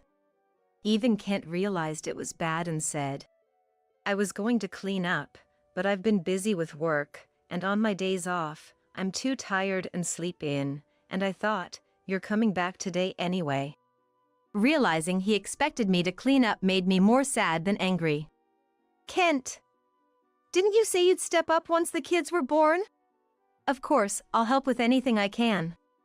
But the kids are still in the hospital, so I thought it's okay to start helping once they're back," he said with a careless laugh. I just told him to look up how to care for someone postpartum and locked myself in the bedroom. A few minutes later, he quietly opened the door. "Sorry, Carol. I looked up how to care for someone after giving birth. You're right, I shouldn't make you strain yourself. Rest easy today. Starting tomorrow, you'll just do as much as you can." With a smug face, he left the room. What does he mean by starting tomorrow, you'll just do as much as you can? It seemed Kent still didn't understand the meaning of rest. Perhaps I could have relied on my parents, but my brother and his wife lived there, and their eldest child was a student preparing for exams then. When I told about my pregnancy, that night my sister-in-law messaged, "Are you planning to come to our parents' home after giving birth? Please keep it short if possible, since our eldest son is studying for exams." I might have said the same if I were in her shoes. My mom was supposed to help me after my discharge, but she fractured her leg falling down the stairs the day before I was discharged. Considering Kent's behavior today, he probably won't be of much help. But the next day, my savior appeared. "Congratulations on your discharge, Carol. When Kent told me you needed help, I wondered what happened. Rely on me for anything," she said. To me, Deanna seemed like a goddess. Since I needed to breastfeed, Deanna drove me to the hospital every day. Once I asked Kent to deliver pumped breast milk to the hospital because of feeling unwell, he said, "Me? Impossible, I'll be late for work. I'll tell Mom." And left for work quickly. Kent always left inconvenient tasks to others. Kent will surely do more once childcare starts, and I need to try harder too. At that time, I still had the energy to think that way. A month after giving birth, my son's discharge was arranged. I was overjoyed at the thought of finally living together. On the day we brought the boys home, Louis visited and said, "This one is quite small, is he okay? Compared to him, this one looks healthy." He ignored quiet and smaller Ray, only doting on Rui. "What's with this old man? Enough already." I prayed the boys wouldn't get attached to Louis. Taking care of twins was far beyond my imagination. Feeding was doubled and they rarely slept at the same time. One of them was always awake. When both cried at the same time, I almost panicked. Deanna came almost every day, and my mom, whose leg was getting better, also visited regularly. Without these two mothers, I might have collapsed. Deanna and Mom seemed to get along well.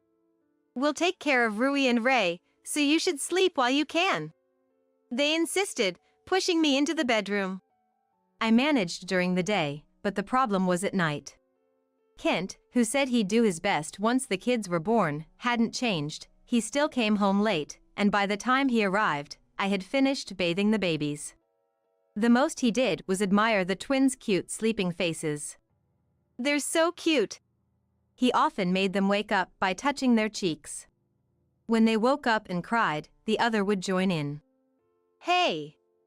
They just fell asleep after so much effort. Don't mess it up." I snapped. "You get angry like that again. Carol, you've been too irritable since having the babies. Remember, they can see you. He joked. Huh. It's your fault. I became upset as Kent complained and quickly headed for a shower. Kent ate the meals I made whenever he wanted to eat, and took a bath I prepare whenever he wanted to take. And he slept and woke up at his own convenience. Even when the kids cry, he never seems to hear them and remains asleep. It's the same with diaper changing. He does change them if I ask, albeit awkwardly. However, when it's poop, he stubbornly refuses, exclaiming, "Whoa! Carol, come here." Rui pooped, so change his diaper quickly. What does he mean by doing his best? Is this it? That can't be true, right? I felt like I wasn't co-parenting with Kent. I would have collapsed if it weren't for Mom and Deanna. When I was pregnant with the twins, I begged Kent many times to take paternity leave. I asked, but it's difficult. It's a pity, but I'll do my best when I get home from work, he said. And this was the result.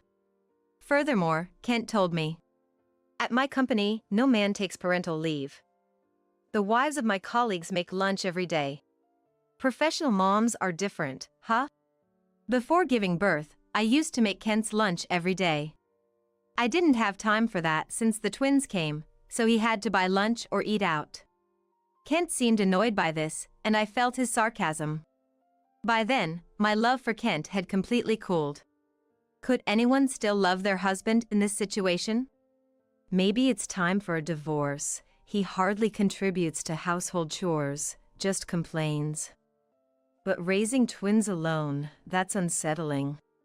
I hesitated to take the step towards divorce, especially with the twins still so small. Meanwhile, the boys grew steadily. Rui remained a bit smaller but eagerly drank both formula and breast milk. By 6 months, they could almost grow to average size. We started weaning. I learned recipes from Mom and Deanna, read books, and tried many things myself. Despite being twins, their food preferences were different, which was fun. Looking at the mushy baby food, Kent said, "Wow, how can they eat this? Looks disgusting." While saying that and feeding our son, I intervened. "Enough. I'll take over." To which he replied, "Why can you only talk to me like that? I'm doing my best in my own way. Carol, you like a cruel wife. Be a little nicer to me, I feel suffocated." His words brought tears to my eyes. Is it my fault? I'm trying hard, aren't I? That night, I thought to myself, maybe I had been too harsh on Kent. I felt a little remorse. To apologize, I made lunch for Ken the next day for the first time in a long time. Kent seemed happy and a little embarrassed. "I made Kent lunch today, he was shyly happy about it," I told Deanna, who was at my house, and she responded, "Thanks for doing that for Kent, but you should let him buy his own lunch. He should be making it himself." We laughed about how Lewis would dislike that, and just then, my mobile phone rang. "Maybe it's a thank you call for the lunch?"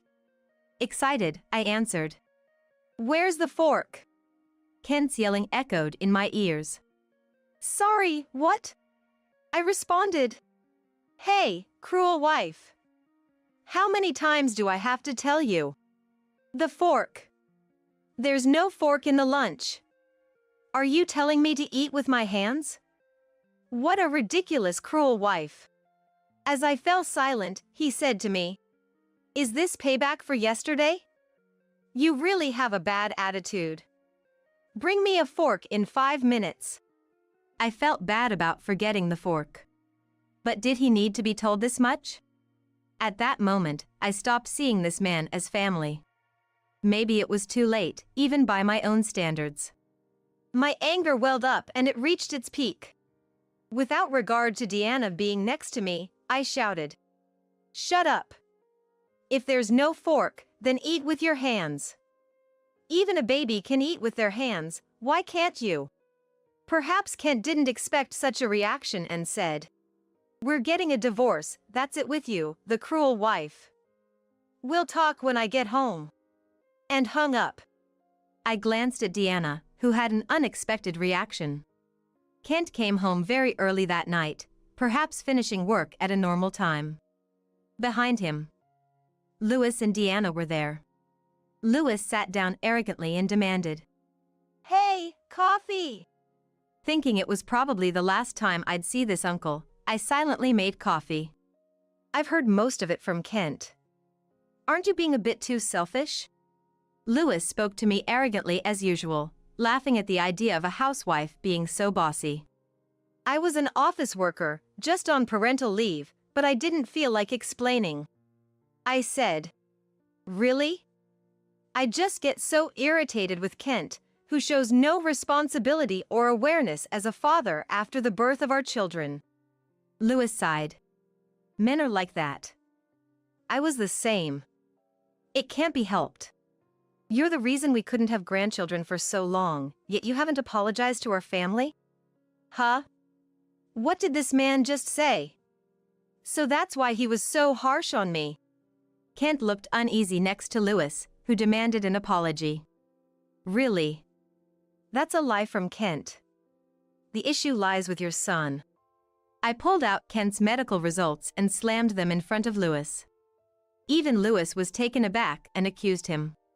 "Carol, I'm sorry. I said those things, but I don't really want a divorce. I apologize for lying about the test results. I just couldn't believe them." Kent apparently didn't want a divorce. He probably thought bringing Louis and Deanna would work in his favor. I quietly handed him the divorce papers. A joke, right? Rui and Ray are still so young. You want to make them poor fatherless children? Better fatherless than with a father like you. You're always lying, Kent. You never change, always saying you'll do your best. When have you done? I'm tired too. Let me be free. And, you think I don't know anything? Kent looked confused. A lot of people at your company heard today's call. It's embarrassing. A colleague called me, worried. That's when I heard about the parental leave. You said you didn't need it, all lies. Concerned about me with the twins, Kent's boss had asked to him, "How long will you take for maternity leave?" Despite that, Kent had declined. It was also revealed that Kent could have left work on time on some days, but he deliberately stayed late. Kent was silent and downcast at my words. Seeing this, Louis intervened. "Well, you know, men have their own circles. Supporting that is a wife's role. You'll understand eventually." He looked at Deanna as if seeking agreement. Deanna scoffed at Louis. "That's something I'll never understand, no matter how many years pass." Louis was taken aback by her reaction. Ignoring Louis, Deanna said, "Kent, let Carol go. Make sure to pay proper child support. That's the least you can do." Not expecting this from Deanna, Kent looked helplessly at Louis. Then, Louis suggested something outrageous. "If you divorce, leave one child here. The bigger one, yes, that one." Pointing at our eldest son, Rui. I was so angry that I almost hit Louis. Then Deanna slapped Louis, shouting, "Enough already!" Louis was shocked and exclaimed, What have you done? We might as well divorce too." As if waiting for these words, Deanna said, "Really? Thank you. Then please sign here." "I've already done." 2 divorce papers were laid out on the table. The 2 men remained silent and seemed to be thinking. This wasn't supposed to happen. After Kent yelled at me on the phone, Deanna chuckled and said, "Kent grew up watching Louis treated women poorly. A foolish husband and a foolish son, pathetic. Carol, I've reached my limit too. The end of a man who can't do anything alone must be ridiculous, don't you think? Let's make them regret it." I felt a bit scared seeing Deanna's face, but realized she must have endured worse treatment for a long time. Kent and Louis filled out the divorce papers while saying, "Regret this," and handed them over as if throwing them. They frustrated me till the end, but Deanna and I were finally free. I returned to my parents' home. My brother's family had moved nearby, so their children could attend a local high school. Deanna, having received her share of the assets, moved close to my parents' home. She's become quite close with my mom and visits her often. The boys are happy, loved by their two grandmothers. As for Kent, the fork incident became widely known at work, and he lost respect, especially among female colleagues, being whispered about as a women's enemy. He's unlikely to engage in office romance again. Due to his poor domestic skills, he's been demoted from his manager position, as customers complained about his sloppy, unhygienic appearance. His diet has deteriorated, and he's gained weight. Feeling uncomfortable, he recently requested a transfer.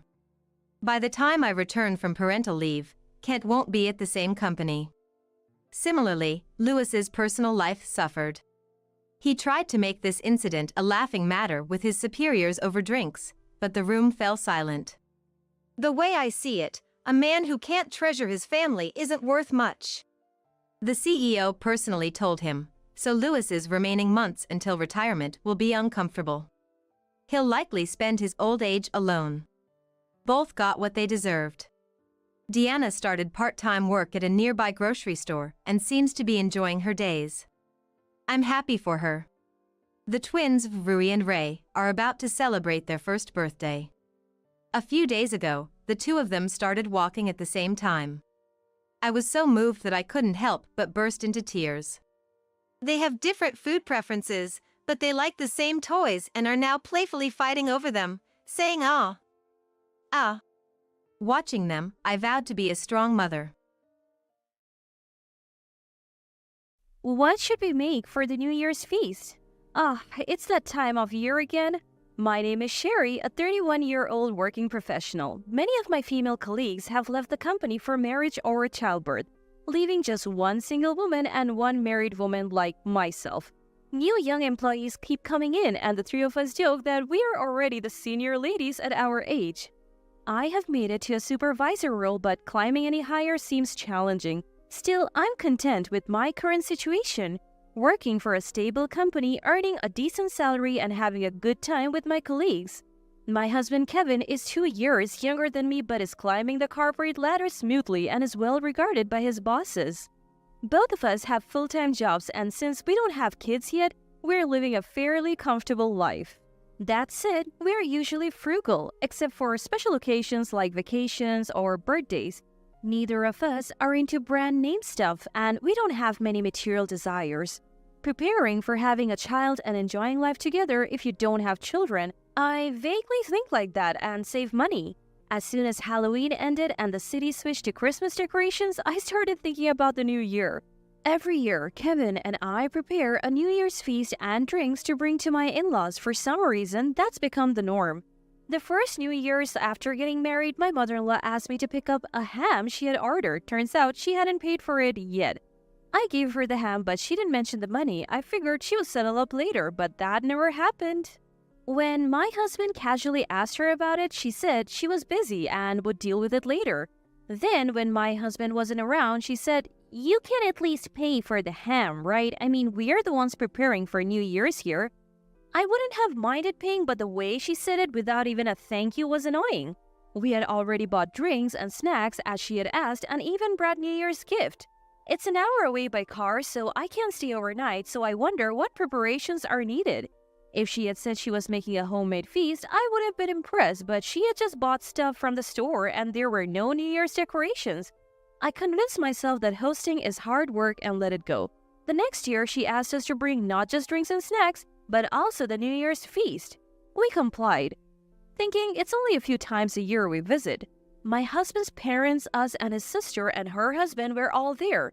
They ate so much, it was no wonder they were that size. The feast was gone in no time, and I barely got any. Next time, bring more. We're here for 3 days. This isn't enough. Oh, this seems a bit scant, don't you think? Make sure to bring more next time. Yeah. When I give a non-committal nod, overwhelmed by their energy, my husband gives me an apologetic look. You see, my sister-in-law and her husband never bring any gifts when they visit. Not even for New Year's. They guzzle down drinks like water, never bring even a can of beer, and don't give anything to either our parents or us. On the other hand, I always prepare New Year's gifts for my in-laws and my sister-in-law's family. According to my husband, his mom has always doted on my sister-in-law. She would take her everywhere, buy her anything she wanted, totally spoiled her. Maybe that's why they think they don't have to bring anything. I'm also surprised that my brother-in-law could act so nonchalant about it. They relax without bringing any gift, indulge in the food and drinks we have prepared, and don't even offer to help clean up. I couldn't even imagine being so inconsiderate, and my husband would definitely offer to help if he were at my parents' house. "My dear, just relax and sit," my mom would say. But I appreciate my husband's willingness when he asks, "Is there anything I can do?"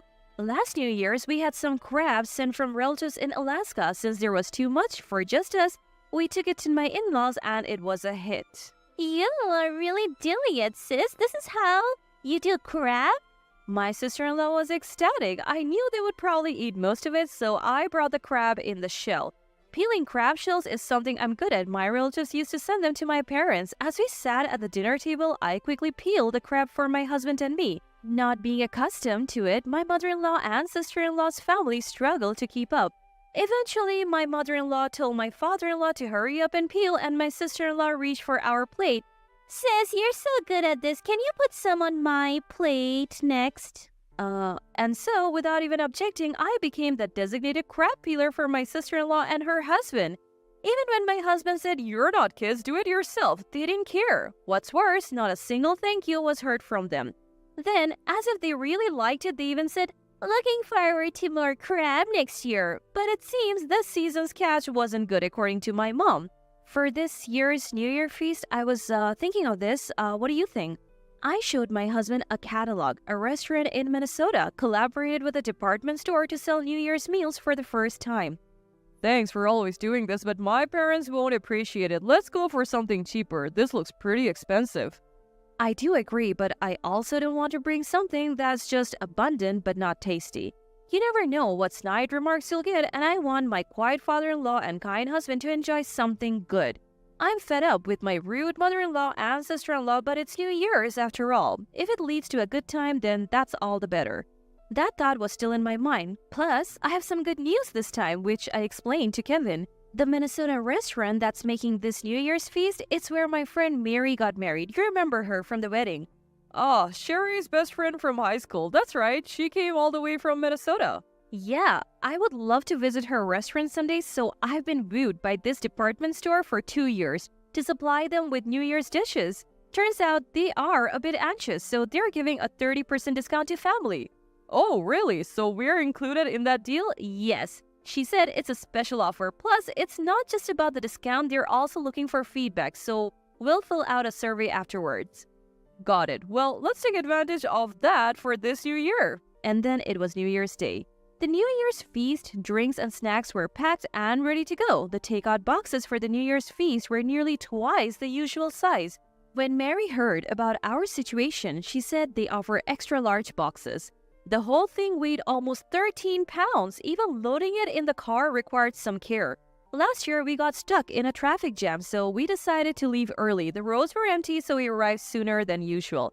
As we rang the doorbell, my father-in-law came out to greet us. We said our New Year's greetings and went inside, but my mother-in-law was nowhere to be found. My father-in-law said apologetically, "She might still be sleeping. I did call her, but she didn't come down." Is she feeling unwell? No, that's not it. It wasn't the crack of dawn or anything, but here we were, ready to celebrate New Year's. And she's still sleeping after telling us to prepare all this? I couldn't help but be annoyed. It's more frustrating than frustrating. We exchanged glances and sighed, deciding that complaining wouldn't help. I took over making the coffee from my father-in-law. I knew where everything was because my mother-in-law always asked me to do it. My sister-in-law probably had no idea. My father-in-law was different from my mother-in-law and sister-in-law, much calmer. Talking to him was comforting. My kind and soothing husband must take after him. They looked alike when they smiled too. As we enjoyed tea with my husband and father-in-law, I felt at ease for the first time at my in-laws. That's it. I decided to let my father-in-law, who rarely eats properly, enjoy the New Year's feast. I began to unpack the takeout boxes. My husband seemed to catch on and brought plates. This year's spread looks luxurious, Sherry. I'm sorry, you're always the one doing all the work. Don't worry about it, father-in-law. This is the New Year's feast from a restaurant in Minnesota. Wow, that's exciting. With all this food, I'll have to give you a proper thank you this year. Huh? Both my husband and I blinked, not understanding. Uh-huh? My father-in-law looked back at us, equally puzzled. About 10 minutes later, Oh, Kevin, you're already here? we heard heavy footsteps on the stairs and my mother-in-law appeared. She looked even larger than when we had seen her last summer. We were in the middle of New Year's greetings when we heard a car pull up. Seems like my sister-in-law and her family had arrived. Mom, we're here. My stepsister burst through the front door with enthusiasm. Happy New Year! Even though I greet her, she ignores the New Year's pleasantries and says, Hey, you bought it this year too, right? She looks at me with sparkling eyes. I bite my tongue, wanted to say a lot and turn my attention to the New Year's feast. This year, I ordered some special New Year's dishes like Willy Bird turkey from Minnesota. As soon as I say that, both my mother-in-law and stepsister let out a disappointed, What? No crab? It's New Year's, so of course there should be traditional New Year's dishes. What about crab or oysters? I'm stunned by her words. I have gone to great lengths to prepare this and not even a thank you. I have chosen quality dishes for the New Year's feast. Plus, I have even upsized everything because you all eat so much. My patience is wearing thin, recalling my earlier conversation with my father-in-law. Before I can retort, my sister-in-law plops down and starts eating from the plate I had set aside for my father-in-law, saying, Well, I'll give it a taste test for now. Her husband sits next to her. Is the concept of manners foreign to these people? Let's dig in. It looks delicious. My mother-in-law follows suit. This roast turkey is yummy. The lobster is huge too. Not bad at all. They devour the food at an incredible pace. Dad, Sherry, let's eat too? My husband suggests, so I decide to calm down for now. My father-in-law hasn't started eating yet, and I want him to enjoy the food before it's gone. I also want to share our impressions with our close friend Mary. As I reach for the roast turkey, my stepsister snatches it away. Hey! I've told her countless times not to take other people's things, but she never learns. Well, I don't think so. Are you hungry too, sister-in-law? But I'm definitely not sharing this turkey. You broke your promise to bring crab, so it's only fair. My mother-in-law just laughs along. Snap! Something inside me just broke. Really? Is that so? Enough. I'm not feeding these people anymore. Just then, a moment before I could move, my husband said in a rare, intimidating voice, Enough is enough. Startled by his tone, my sister-in-law hesitated for a moment. Let's go, Sherry. He began to pack up the takeout boxes. He started putting the food, which had been laid out on large plates for easy access, back into its original containers. I followed suit silently. Well, what are you doing? What's going on with you two? My sister-in-law and mother-in-law started to panic, but it was too late. While I was closing the lid of the takeout boxes and putting them in a bag, my husband began to gather the drinks and snacks he had brought. We hadn't planned this, but our teamwork was spot on. All that was left was to load the car. I turned around and said with a smile, Well, we are going back to our parents' house. We won't be coming here for the holidays or the New Year anymore. What? My mother-in-law and sister-in-law were stunned. That's how it is. Dad, I'll be in touch. My father-in-law nodded silently. As we were about to leave with our stuff, Wait, why are you taking everything? Yeah, what are you thinking? You can leave if you want, but leave the food. My mother-in-law and sister-in-law persisted. Sherry, is this how you treat your husband's family? Kevin is such a kind person. He would never do something like this. What have you been telling him? They were so hypocritical. If that's how it's going to be, I will set the record straight in front of them. I looked squarely at my mother-in-law. Mother-in-law, as I mentioned earlier, the New Year's feast this year was ordered from a restaurant in Minnesota. So what? Don't you care about the price? Why should I? You guys bought it, so it's none of my business. Then where did the money that my father-in-law provided go? What? My mother-in-law covered her mouth as if she had just realized something.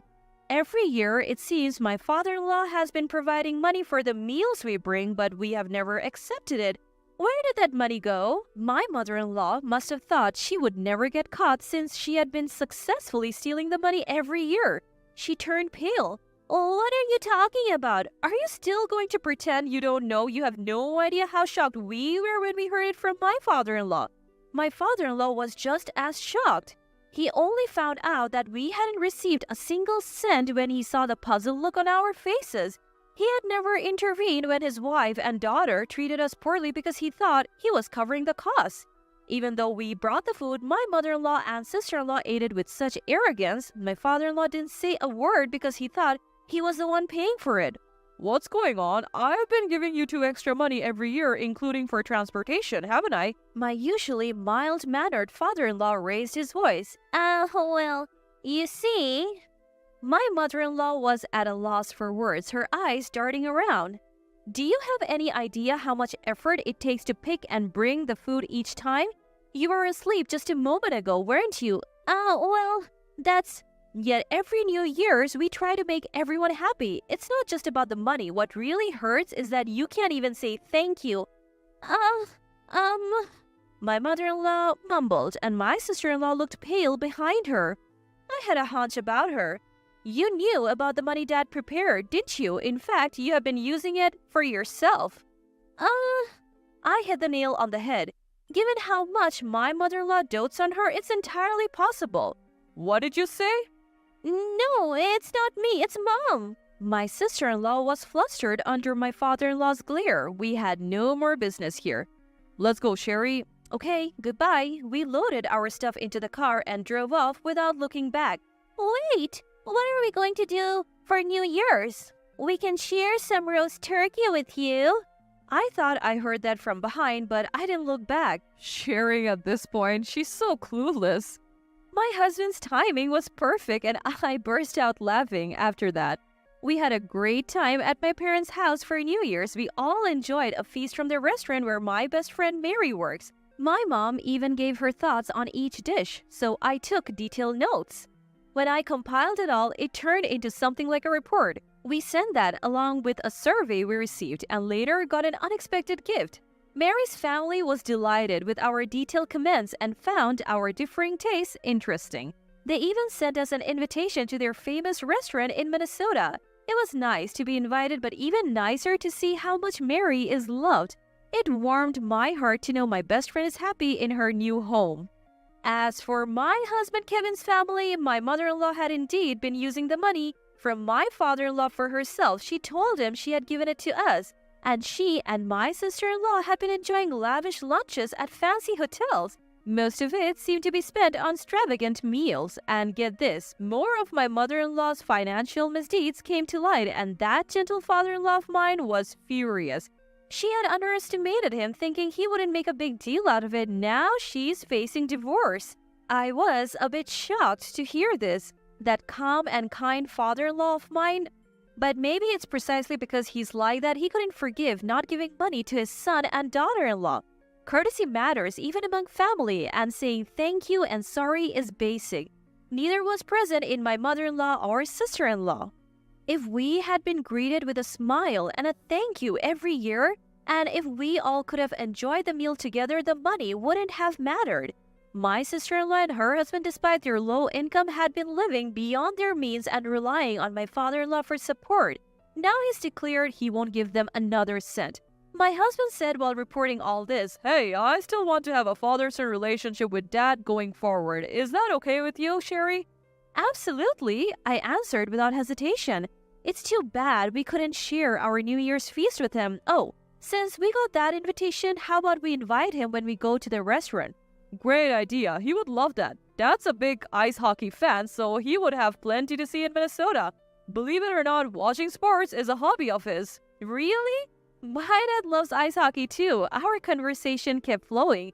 Maybe our fathers would hit it off like this too. Why not invite my parents and take a trip to Minnesota with everyone? The thought made me feel happy. Hello there, I'm Alice, a 32-year-old woman. Right now, I'm 9 months pregnant. On this day, my husband and I are driving over to his family's home. It's a mere 30-minute drive from the apartment where we live. It's not far at all, so we tend to visit 2 or 3 times a month. Today, we decided to make a trip after hearing that my mother-in-law was baking her famous apple pie. She's a very sweet lady. After the loss of her husband last year, she was really down and didn't know what to do. But she's recovered now, eagerly waiting for the birth of her grandchild. However, not everyone is thrilled about us having a child. One of those people is my sister-in-law, Brianna. According to mother-in-law, Brianna married 6 years before us, but so far there are no signs of her being pregnant. She even started fertility treatments 2 years ago, but still no baby. With all the pressure from around, she's become quite irritable lately. Mother-in-law had asked us to avoid meeting Brianna as much as possible, so we always tried to visit when she wasn't around. But on this day, to our surprise, Brianna showed up unexpectedly. "Well, long time no see, Alice. You've put on some weight, haven't you? You're not just lazing around at home because you're pregnant, right? You look like a seal, all round and ready to roll down a hill." I was dumbfounded by her immediate and sharp remark. "Hey sis, how can you say something like that right off the bat? She's 9 months pregnant. Of course her belly's gonna be big. You're gonna make enemies with pregnant women all over the world talking like that." My husband quickly jumped to my defense, leaving me speechless. "Oh, please, I'm just thinking about Alice, okay? It's tough if a pregnant woman gets too heavy, you know. I just want Alice to be aware of her responsibilities as a mother." She claimed she was just thinking about me. I knew well enough that arguing back would only cause more problems. "Thank you, sister-in-law. Yes, you're right. I should be more careful." I chose non-confrontational words, but she huffed and said, "Just because you're pregnant doesn't mean you can be lazy. So start cleaning this house right now. You're lacking exercise, right? You can at least do that much." She then handed me a broom and dustpan she had picked up from nearby and demanded that I clean. But after being scolded by my mother-in-law and my husband for harassing me, she sulked and secluded herself in an upstairs room. "I'm sorry, Alice. She just showed up at the house all of a sudden. I told her to leave." Mother-in-law apologized with a regretful look on her face. "It's fine, mother-in-law. I'm not bothered." "I'm sorry, Alice. That's just how my sister is." My husband also apologized along with mother-in-law. After that, we spent a pleasant time together, enjoying the apple pie mother-in-law had made and sipping on tea. We called out to Brianna too, but there was no response. Although we were worried, she never showed up in the end. However, I had no idea that a shocking incident would occur just a few days later. It happened when I went to my in-laws' house alone because I needed to speak with mother-in-law. As I wondered why the front door was unlocked, I discovered Brianna in the living room. "Sister-in-law, what brings you here? I heard from mother-in-law that you had to work today." "I wasn't in the mood, so I took the day off. And I was surprised to see you here. You disrupted my cleaning last time. Now please, get back to work." With that, she thrust the broom and dustpan back at me. I decided to clean as much as I could to avoid any trouble, but that day I was feeling discomfort from early morning, and during the cleaning, I began to feel pain in my stomach. Just as I thought of taking a short break, my sister-in-law kicked my stomach, which resulted in my water breaking. The pain escalated, and I fell down on the spot. It hurts! Somebody, please help!" I took out my mobile phone from my pocket and quickly dialed mother-in-law. "The baby is in trouble." I managed to utter these words before losing consciousness. When I woke up, I found myself in a hospital bed with an IV in my arm, and my body was wrapped in an electric blanket. Where am I? Wait, what about my baby? I tried to sit up, but the pain in my abdomen stopped me. Not only that, my stomach, which was supposed to be large, had shrunk, and I was shocked. I pressed the nurse call button, and when the nurse came, I asked what had happened. Apparently, my water had broken, and I had to give birth via emergency cesarean. The baby was small and therefore in an incubator, but was said to be in good health. Mother-in-law and my husband, who had rushed in, were also informed by the doctor. Their faces were red with anger. I decided to visit the baby once I felt better, and tried to sleep as much as possible to recover quickly. However, the next day, an unbelievable person showed up in my room. It was my sister-in-law who had kicked me, and her husband. They walked into the room without even knocking. I frowned at their impudence. And when the two absurd people suggested, "We'll pay you. Let's settle this," I felt a chill.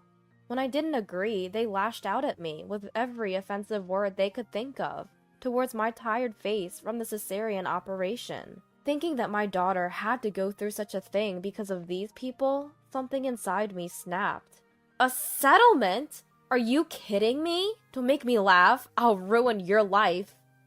The two of them were enraged by my words and continued to shout at me. What are you saying? We're offering a solution with money here. Aren't you thankful? Alice, didn't your parents teach you to obey your elders? We're telling you to settle. Just agree, quietly. My brother-in-law also joined in, and as we were arguing, forgetting it was a hospital room, the door suddenly swung open, loudly. I've heard everything. I'm sorry, but I have absolutely no intention of settling. My husband has a good build and is tall, so his deep voice was imposing. They didn't seem to expect my husband to show up, and the two who were talking so confidently until now were completely taken aback. Long time no see, Finn. It's a coincidence to meet you here. My brother-in-law said this, but his face seemed tense. It truly is a coincidence. I didn't expect to meet you here, and I never imagined I'd hear such words from you two. I would appreciate an explanation. We were all in the room when they said it, so there's no room for any excuses. Hey, don't be so angry, Finn. It's not like we had ill intentions.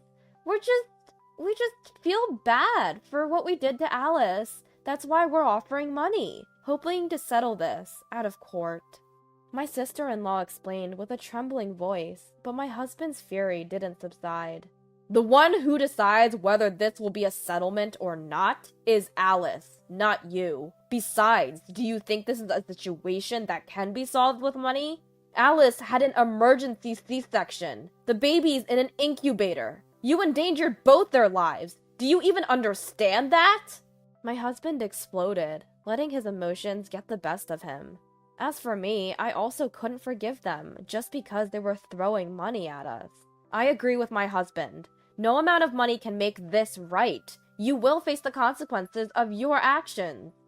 It seemed like my sister-in-law assumed that throwing money at us would make us forgive them. But this situation was not that simple. Thankfully, both my daughter and I, although she was in an incubator, were fine. But had there been any mistake, we might not be here now, and it seemed like my sister-in-law was entirely oblivious to this. I suspected my brother-in-law felt the same way. Thinking about this, I realized I couldn't forgive them or consider a settlement lightly. At my words, my sister-in-law flared up and raised her voice. What do you mean? This is all because of her. She knew I couldn't get pregnant, and yet she kept rubbing her belly in front of me. Was that a jab at me? I was furious. That's why I did what I did, to make sure she never does anything like that again. Now I knew why she had kicked me, but there was something that didn't make sense. I hadn't met her often since I got pregnant, and every time she saw me, she would go into her room and not come out. So how did she see me rubbing my belly? That part was a mystery to me. But no matter what she said now, it wouldn't erase what she had done. Neither my husband nor I had any intention of forgiving her. I understand that you're struggling, but that doesn't justify doing something like this to Alice. No matter the reason, endangering a life is never acceptable. My husband explained the obvious to them. But they were each looking elsewhere, not even trying to listen to us. It seemed like they wanted to get over with this as soon as possible.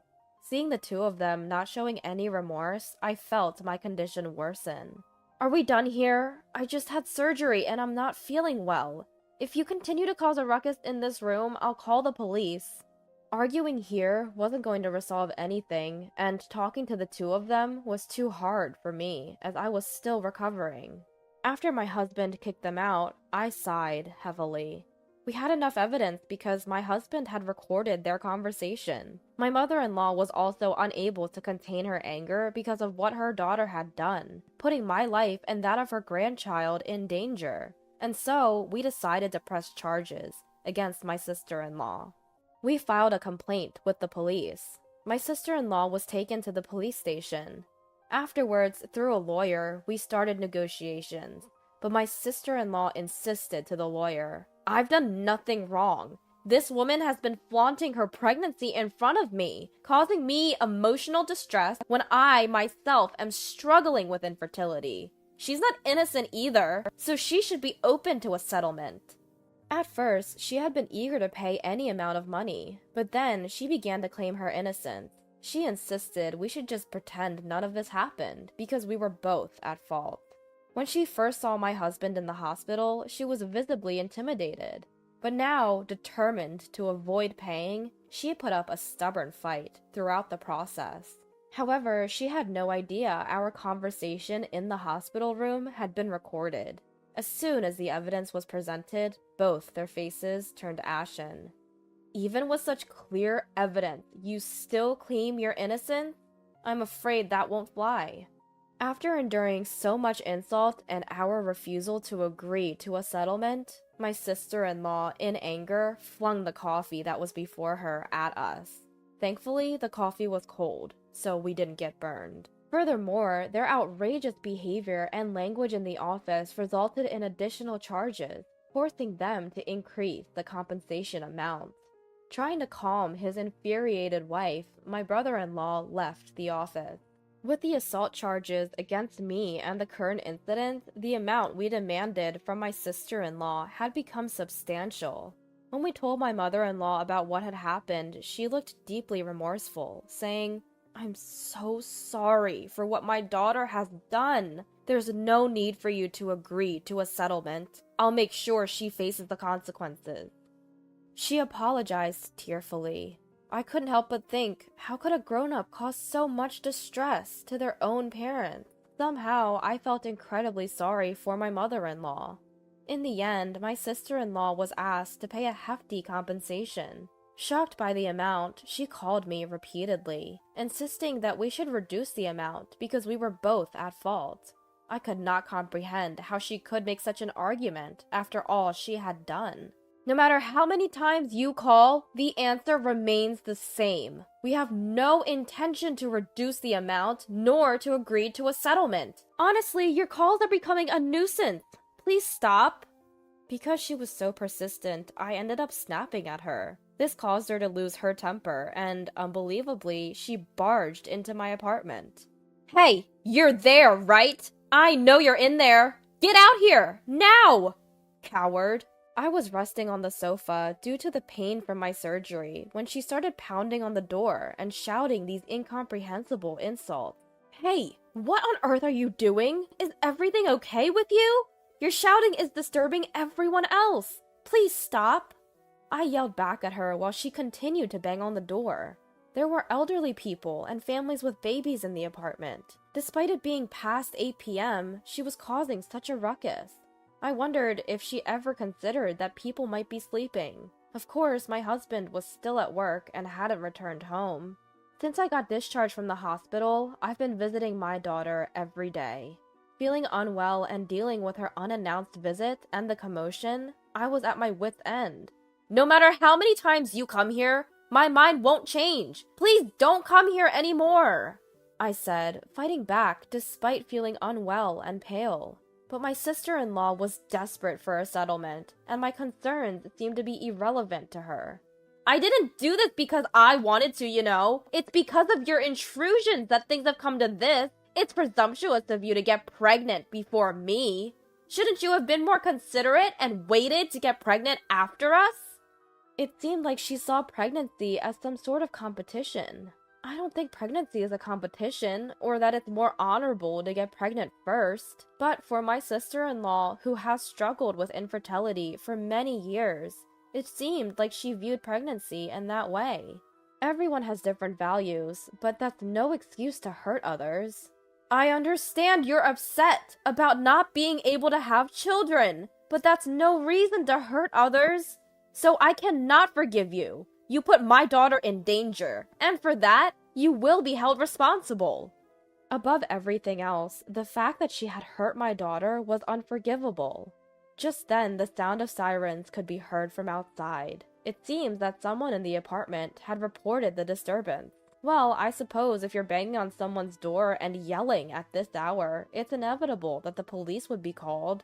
What do you mean the police are here? Open the door! You have to hide me!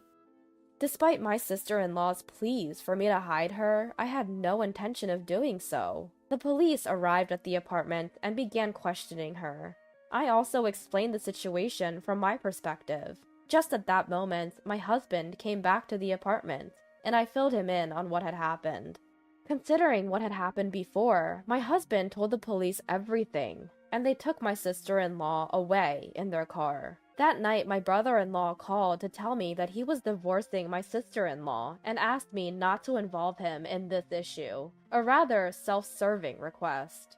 Apparently, one of my husband's colleagues had been at the hospital where I was admitted, and he overheard my brother-in-law's conversation. When he got to work, the gossip spread among the female employees, and my brother-in-law was looked down upon. The situation worsened, and somehow the story reached the HR department. My brother-in-law, realizing he couldn't talk his way out of it, confessed everything. He was then told that someone like him couldn't stay in the company and was going to be transferred to a regional office. So he doesn't want to get involved in any more problems. I can't deal with her issues anymore. If any more problems arise, I'll be fired. So please leave me out of it. With that, he hung up, and I haven't heard from him since. Afterward, we received a substantial compensation from my sister-in-law, and to ensure she would never come near us again, we changed our phone numbers and moved away. Even if she ran out of money and needed help, she wouldn't know where to find us. A few months later, my daughter was discharged from the hospital. She didn't have any lingering effects and was growing up healthy. Rumor has it that my sister-in-law was in substantial debt. At first, she was moving from friend to friend, but she was never contributing to the living expenses and stayed for far too long, so they kicked her out. My sister-in-law, who has no place to live and no money, is working part-time to pay off her debt. Are you still single? A lonely life is pretty miserable. Those were the words thrown at me by my ex-husband who left me and our eldest son 10 years ago. The man who once betrayed us by having an affair with our son's ex-wife and left still looked down on us, smirking and appearing triumphant the whole time. I just waited, silently, letting my ex-husband ramble on. All I could do was bow my head and tremble my shoulders as he gleefully talked about how happy he is now and how pitiful he finds us. Maybe he thought I was crying, but I wasn't. I had to do that, or I would have burst out laughing. Seeing my ex-husband's behavior, someone tapped his shoulder. He turned around, and upon seeing that person, his face went pale and he looked at me. Eh? What do you mean? Eh? Didn't I tell you? My ex-husband, looking utterly confused, alternated his gaze between us. I decided to fill him in on what had happened in the last 10 years. I'm Susan. I'm turning 56 this year. I thought we were just a normal, lively family with our eldest son and his wife to save money. That belief started to crumble about 10 years ago, just 2 years after we moved in. We didn't have a daughter, so I thought it was natural for my then-husband to dote on Nancy, our daughter-in-law. He would take her out for meals and seemed concerned about her. Thinking it was his way of caring, as she might have had a hard time with her in-laws, I started to worry a few months before the incident. Nancy and my husband had been going out together frequently. At first, I thought it was because our son was busy with work, but it became too frequent, going out 2 or 3 times a week. I gently reprimanded him. Please moderate how much you take Nancy out. What's wrong with doting on my daughter-in-law? I'm just saying you should also let your son spend time with his wife. All right, I'll be careful, he agreed, albeit grudgingly. But then, his business trips and Nancy's travels suspiciously, began to coincide. Nancy claimed she was traveling with friends, but she rarely went anywhere with our son. Even on a day when our son had taken leave to ask her out, "I've got something urgent," she would leave alone. My son couldn't hide his shock, and my husband tried to console him, but soon he would leave too. "I've got an urgent matter." Naturally, I went out. Business trips are frequent these days. Yes, work's gotten busier. Nancy goes on trips too, often at the same time as your trips. "What's that got to do with anything? I'm working." His evasive responses made me suspicious. Eventually, our son took a day off and followed them. He saw them cozying up in restaurants and women's boutiques. Though I had my suspicions, I never imagined my husband was having an affair with my son's wife. "No way," I muttered. "Are you sure it's not a mistake? Maybe you confused them with someone else." It was Dad's car number plate. I saw them go into a shop, arms linked. My son was devastated. I suggested we talk to them, though I was in shock myself. I couldn't believe that my husband would see his son's wife that way. I convinced myself that talking would help, though I had no idea what to say. I just waited for them to return. They came back that night as if nothing was wrong. We just happened to meet at the station, so we came back together. We called the two of them to the living room for a talk, but it was hardly what you could call a discussion. "Why were you out so late with Nancy?" "Sorry, I'll make sure to let you know next time." "That's not the point. Why do you need to go out so often, just the two of you?" I said I'm sorry. I just can't help but adore my daughter, you understand? My husband kept insisting. "It's just normal family affection, and I'm just fond of her like she's my own daughter." Things like that. He stubbornly maintained that he was just being overly affectionate toward her, even when it came to spending time alone with her, excluding our eldest son, and even about being seen with their arms linked. "Nancy, what about you? Why do you go out so much with Dad?" "Well, Henry seemed busy with work." "Dad's working too. You never try to go out with me." "I'm sorry, Tom has the money and he takes me to lots of places. I got too comfortable with him, like he was my real dad," Nancy said, gazing intently at my husband, treating him like her real father. Their attitude, constantly making excuses and offering only superficial apologies, showed no signs of remorse. In fact, they seemed defiant. As if to say, our inability to accept them, trusting each other like a real father and daughter, made us small-minded troublemakers. "Are we done here? We're tired. You should be nicer to Tom, wife." "Yeah, tell her, Nancy." "Then maybe you should be nicer to your husband, our son. I might consider it if he becomes successful like Tom." They were dismissive of our feelings throughout, not showing any signs of understanding. We had no choice but to propose a new discussion for the next day and retire to our bedrooms. The incident happened the next day. "What is this?" The next morning, I found a letter and a filled-out divorce application on the living room table. Written in my husband's familiar handwriting, the lengthy letter was filled with inconceivable things. I struggled to believe that it was written by him. "I've been attracted to Nancy since my son brought her home. Since he's no good, I thought I should make her happy. I'd rather choose a young girl over a middle-aged woman like you." The nonsensical message was hard to comprehend. I felt dizzy trying to understand the letter. Finally it read, "Don't interfere with two people in love. Just quietly get a divorce." I was at a loss. The second letter was from Nancy. It derided how pathetic our eldest son was, even mocking our saving efforts as stingy.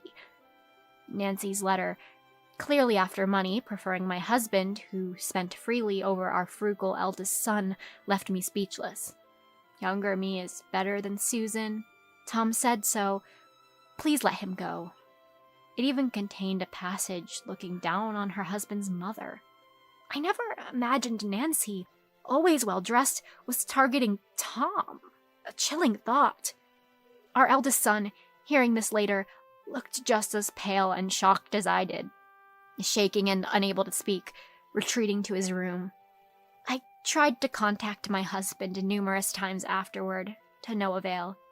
He seemed to have taken his savings with him, leaving me with no recourse but to cry myself to sleep. Haunted by the treatment from my husband and Nancy, my family and I lived on. Our turning point came 10 years later, at a certain steakhouse. I had some business and found myself at a high-end steakhouse that day. I planned to have a late lunch there. While relaxing in the calm atmosphere of the restaurant, I heard a voice I could never forget from behind me. Turning around, I saw my ex-husband, who had once eloped with Nancy. He was in a somewhat shabby suit, speaking loudly with the owner, his voice echoing through the restaurant. I thought about confronting him, but before I could, he noticed me and approached. "What are you doing here?" Seeing me sitting alone at a table, he smirked and took a seat opposite me. After scrutinizing my clothes and noticing the lack of ring on my left hand, he started talking with a triumphant look. "You not filing the divorce papers right away made things difficult for us. I'm sorry about that." "Well, a middle-aged woman like you won't get married again." My ex-husband kept talking, showing off the ring on his finger, and bragging about how happy he had been with Nancy, even though I hadn't asked. He exaggeratedly pitied the miserable lives he assumed my son and I were living. "You're still single? A lonely life is miserable." I remained silent, looking down the entire time. I felt like I might burst into laughter otherwise. But my ex, misunderstanding my silence, said something absurd. "Well, if you beg, I might consider getting back with you." "What?" "When you do, serve me sincerely, I'll make you a caretaker for me and Nancy. Be grateful that I'm willing to take in a middle-aged woman like you." Talk in your sleep. His nonsensical remarks hadn't changed, and I couldn't help but respond. He seemed shocked, thinking I would be grateful and apologize. Seeing his foolish expression, someone tapped his shoulder from behind. "What do you want with my wife?" "Eh? The owner." "Wife? What do you mean?" "Didn't I tell you?" I took the hand of the steakhouse owner who had walked up beside me. My ex-husband, confused, looked back and forth between the owner and me. I decided to tell him about the past 10 years. After the incident, my son was utterly disheartened. Worried about his listless state, his boss took him to a steakhouse one day. There, he became friendly with a woman. She had also been abandoned by her husband and found solace in their shared experiences, gradually bringing my son back to life. After many meetings and conversations, my son thought she and I would get along, so he brought me here. That's how I hit it off with the owner here. He's been very kind to me. What? You weren't stalling with the divorce papers because you were still hung up on me? Not at all. I just didn't want to do things your way. I was astounded at his self-serving interpretation. Correcting his misunderstanding, I told him why I was about to laugh earlier. You were calling us miserable, but aren't you truly the miserable one? What do you mean? I know. You've been constantly complaining to the owner here about Nancy. Hearing this, my ex-husband's face turned pale. Yes, I had heard about the talks my frequent visitor ex-husband had with the owner complaining about Nancy. The owner was outraged by his unreasonable stories. At the same time, he realized that those stories were about me and discreetly told me. Your current wife is young and reckless with money, isn't she? Yet you can still afford to come to this steakhouse. You're just pretending, aren't you? It doesn't suit you. Realizing he had been sharing embarrassing stories with someone who knew everything, my ex-husband's face turned from pale to red as he looked down. But I felt no sympathy for him now. This man could still throw words like lonely and miserable at me, whom he believes he made unhappy. Remembering the hurt look on my son's face back then, I glared at my ex-husband. What about the ring? You're not wearing one. I have it. I just took it off because it gets in the way of work. Saying so, I pulled out a ring from my bag and slipped it onto my left ring finger. The owner, also unable to wear his ring during work, had purposefully put on our matching rings and come to the restaurant. Seeing this, my ex-husband seemed to shrink, his shoulders hunched. I was wrong. I just want to talk to you one more time. Talk with someone who still looks down on me as lonely and miserable?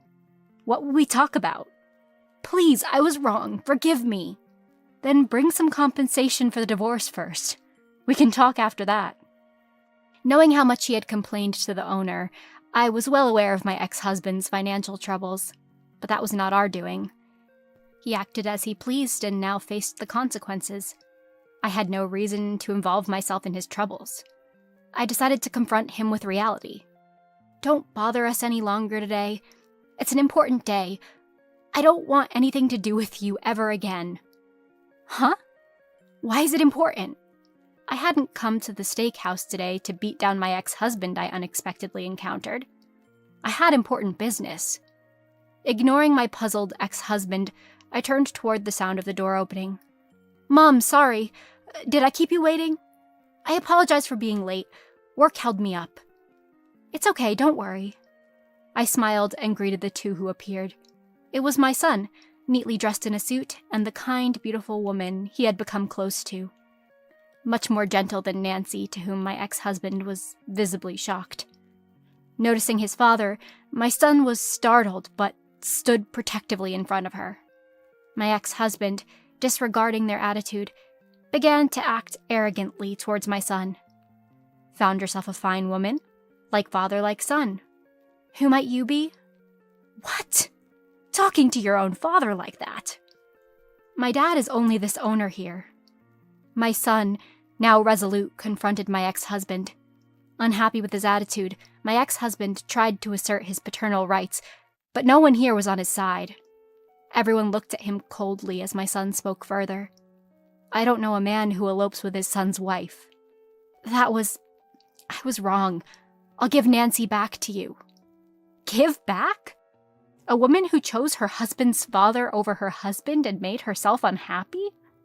Don't say that. We were a family. Let's start over. That's impossible. You said you had to make her happy because your son was no good. Do as you please and never involve us again. My son echoed the words my ex-husband had once written in a letter back to him. My ex-husband, flustered and trying to save face, couldn't erase the events of 10 years ago. Fed up with his persistent behavior, I delivered the final blow. Today is the day we meet her parents. Could you please leave us alone? At my cold words, his face turned bright red, and he seemed unable to say anything more. Having no place left, he finally turned towards the exit, just as Nancy appeared. Why are you here eating steak alone? I want some too. Nancy, whom I hadn't seen in a long time, had changed even more than my ex-husband. It seemed he had spoiled her considerably.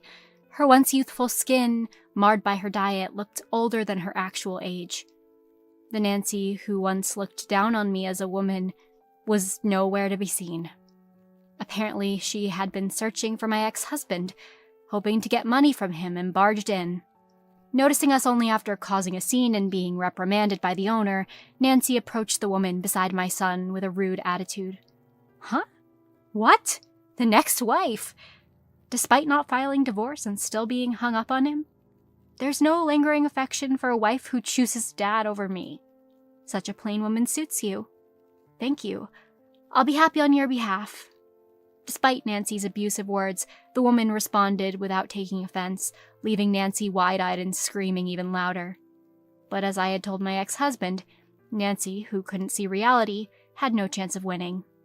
My ex-husband looked uncomfortably embarrassed. You'll never be happy. You should just live miserably. Enough, Nancy. Let's go home. Why? Kick them out. I haven't even eaten steak yet. It's not fair. Nancy, throwing a tantrum like a spoiled child, was dragged away by my ex-husband. After the stormy event, we exchanged knowing smiles. Shall we start over? Are you hungry? I'm fine. My parents will be here soon. Then, darling, please prepare the most delicious steak today. Leave it to me. The rest of the day went smoothly and we had a peaceful time. Seeing my son's happy face made me content. The steak that day, cooked with care by my husband, tasted better than ever. From now on, cherish real happiness. Yes, Mom.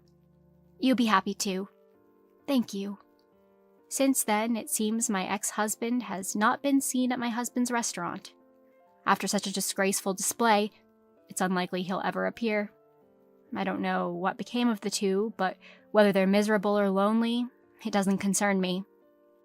Now, I only think about cherishing the most important people in front of me.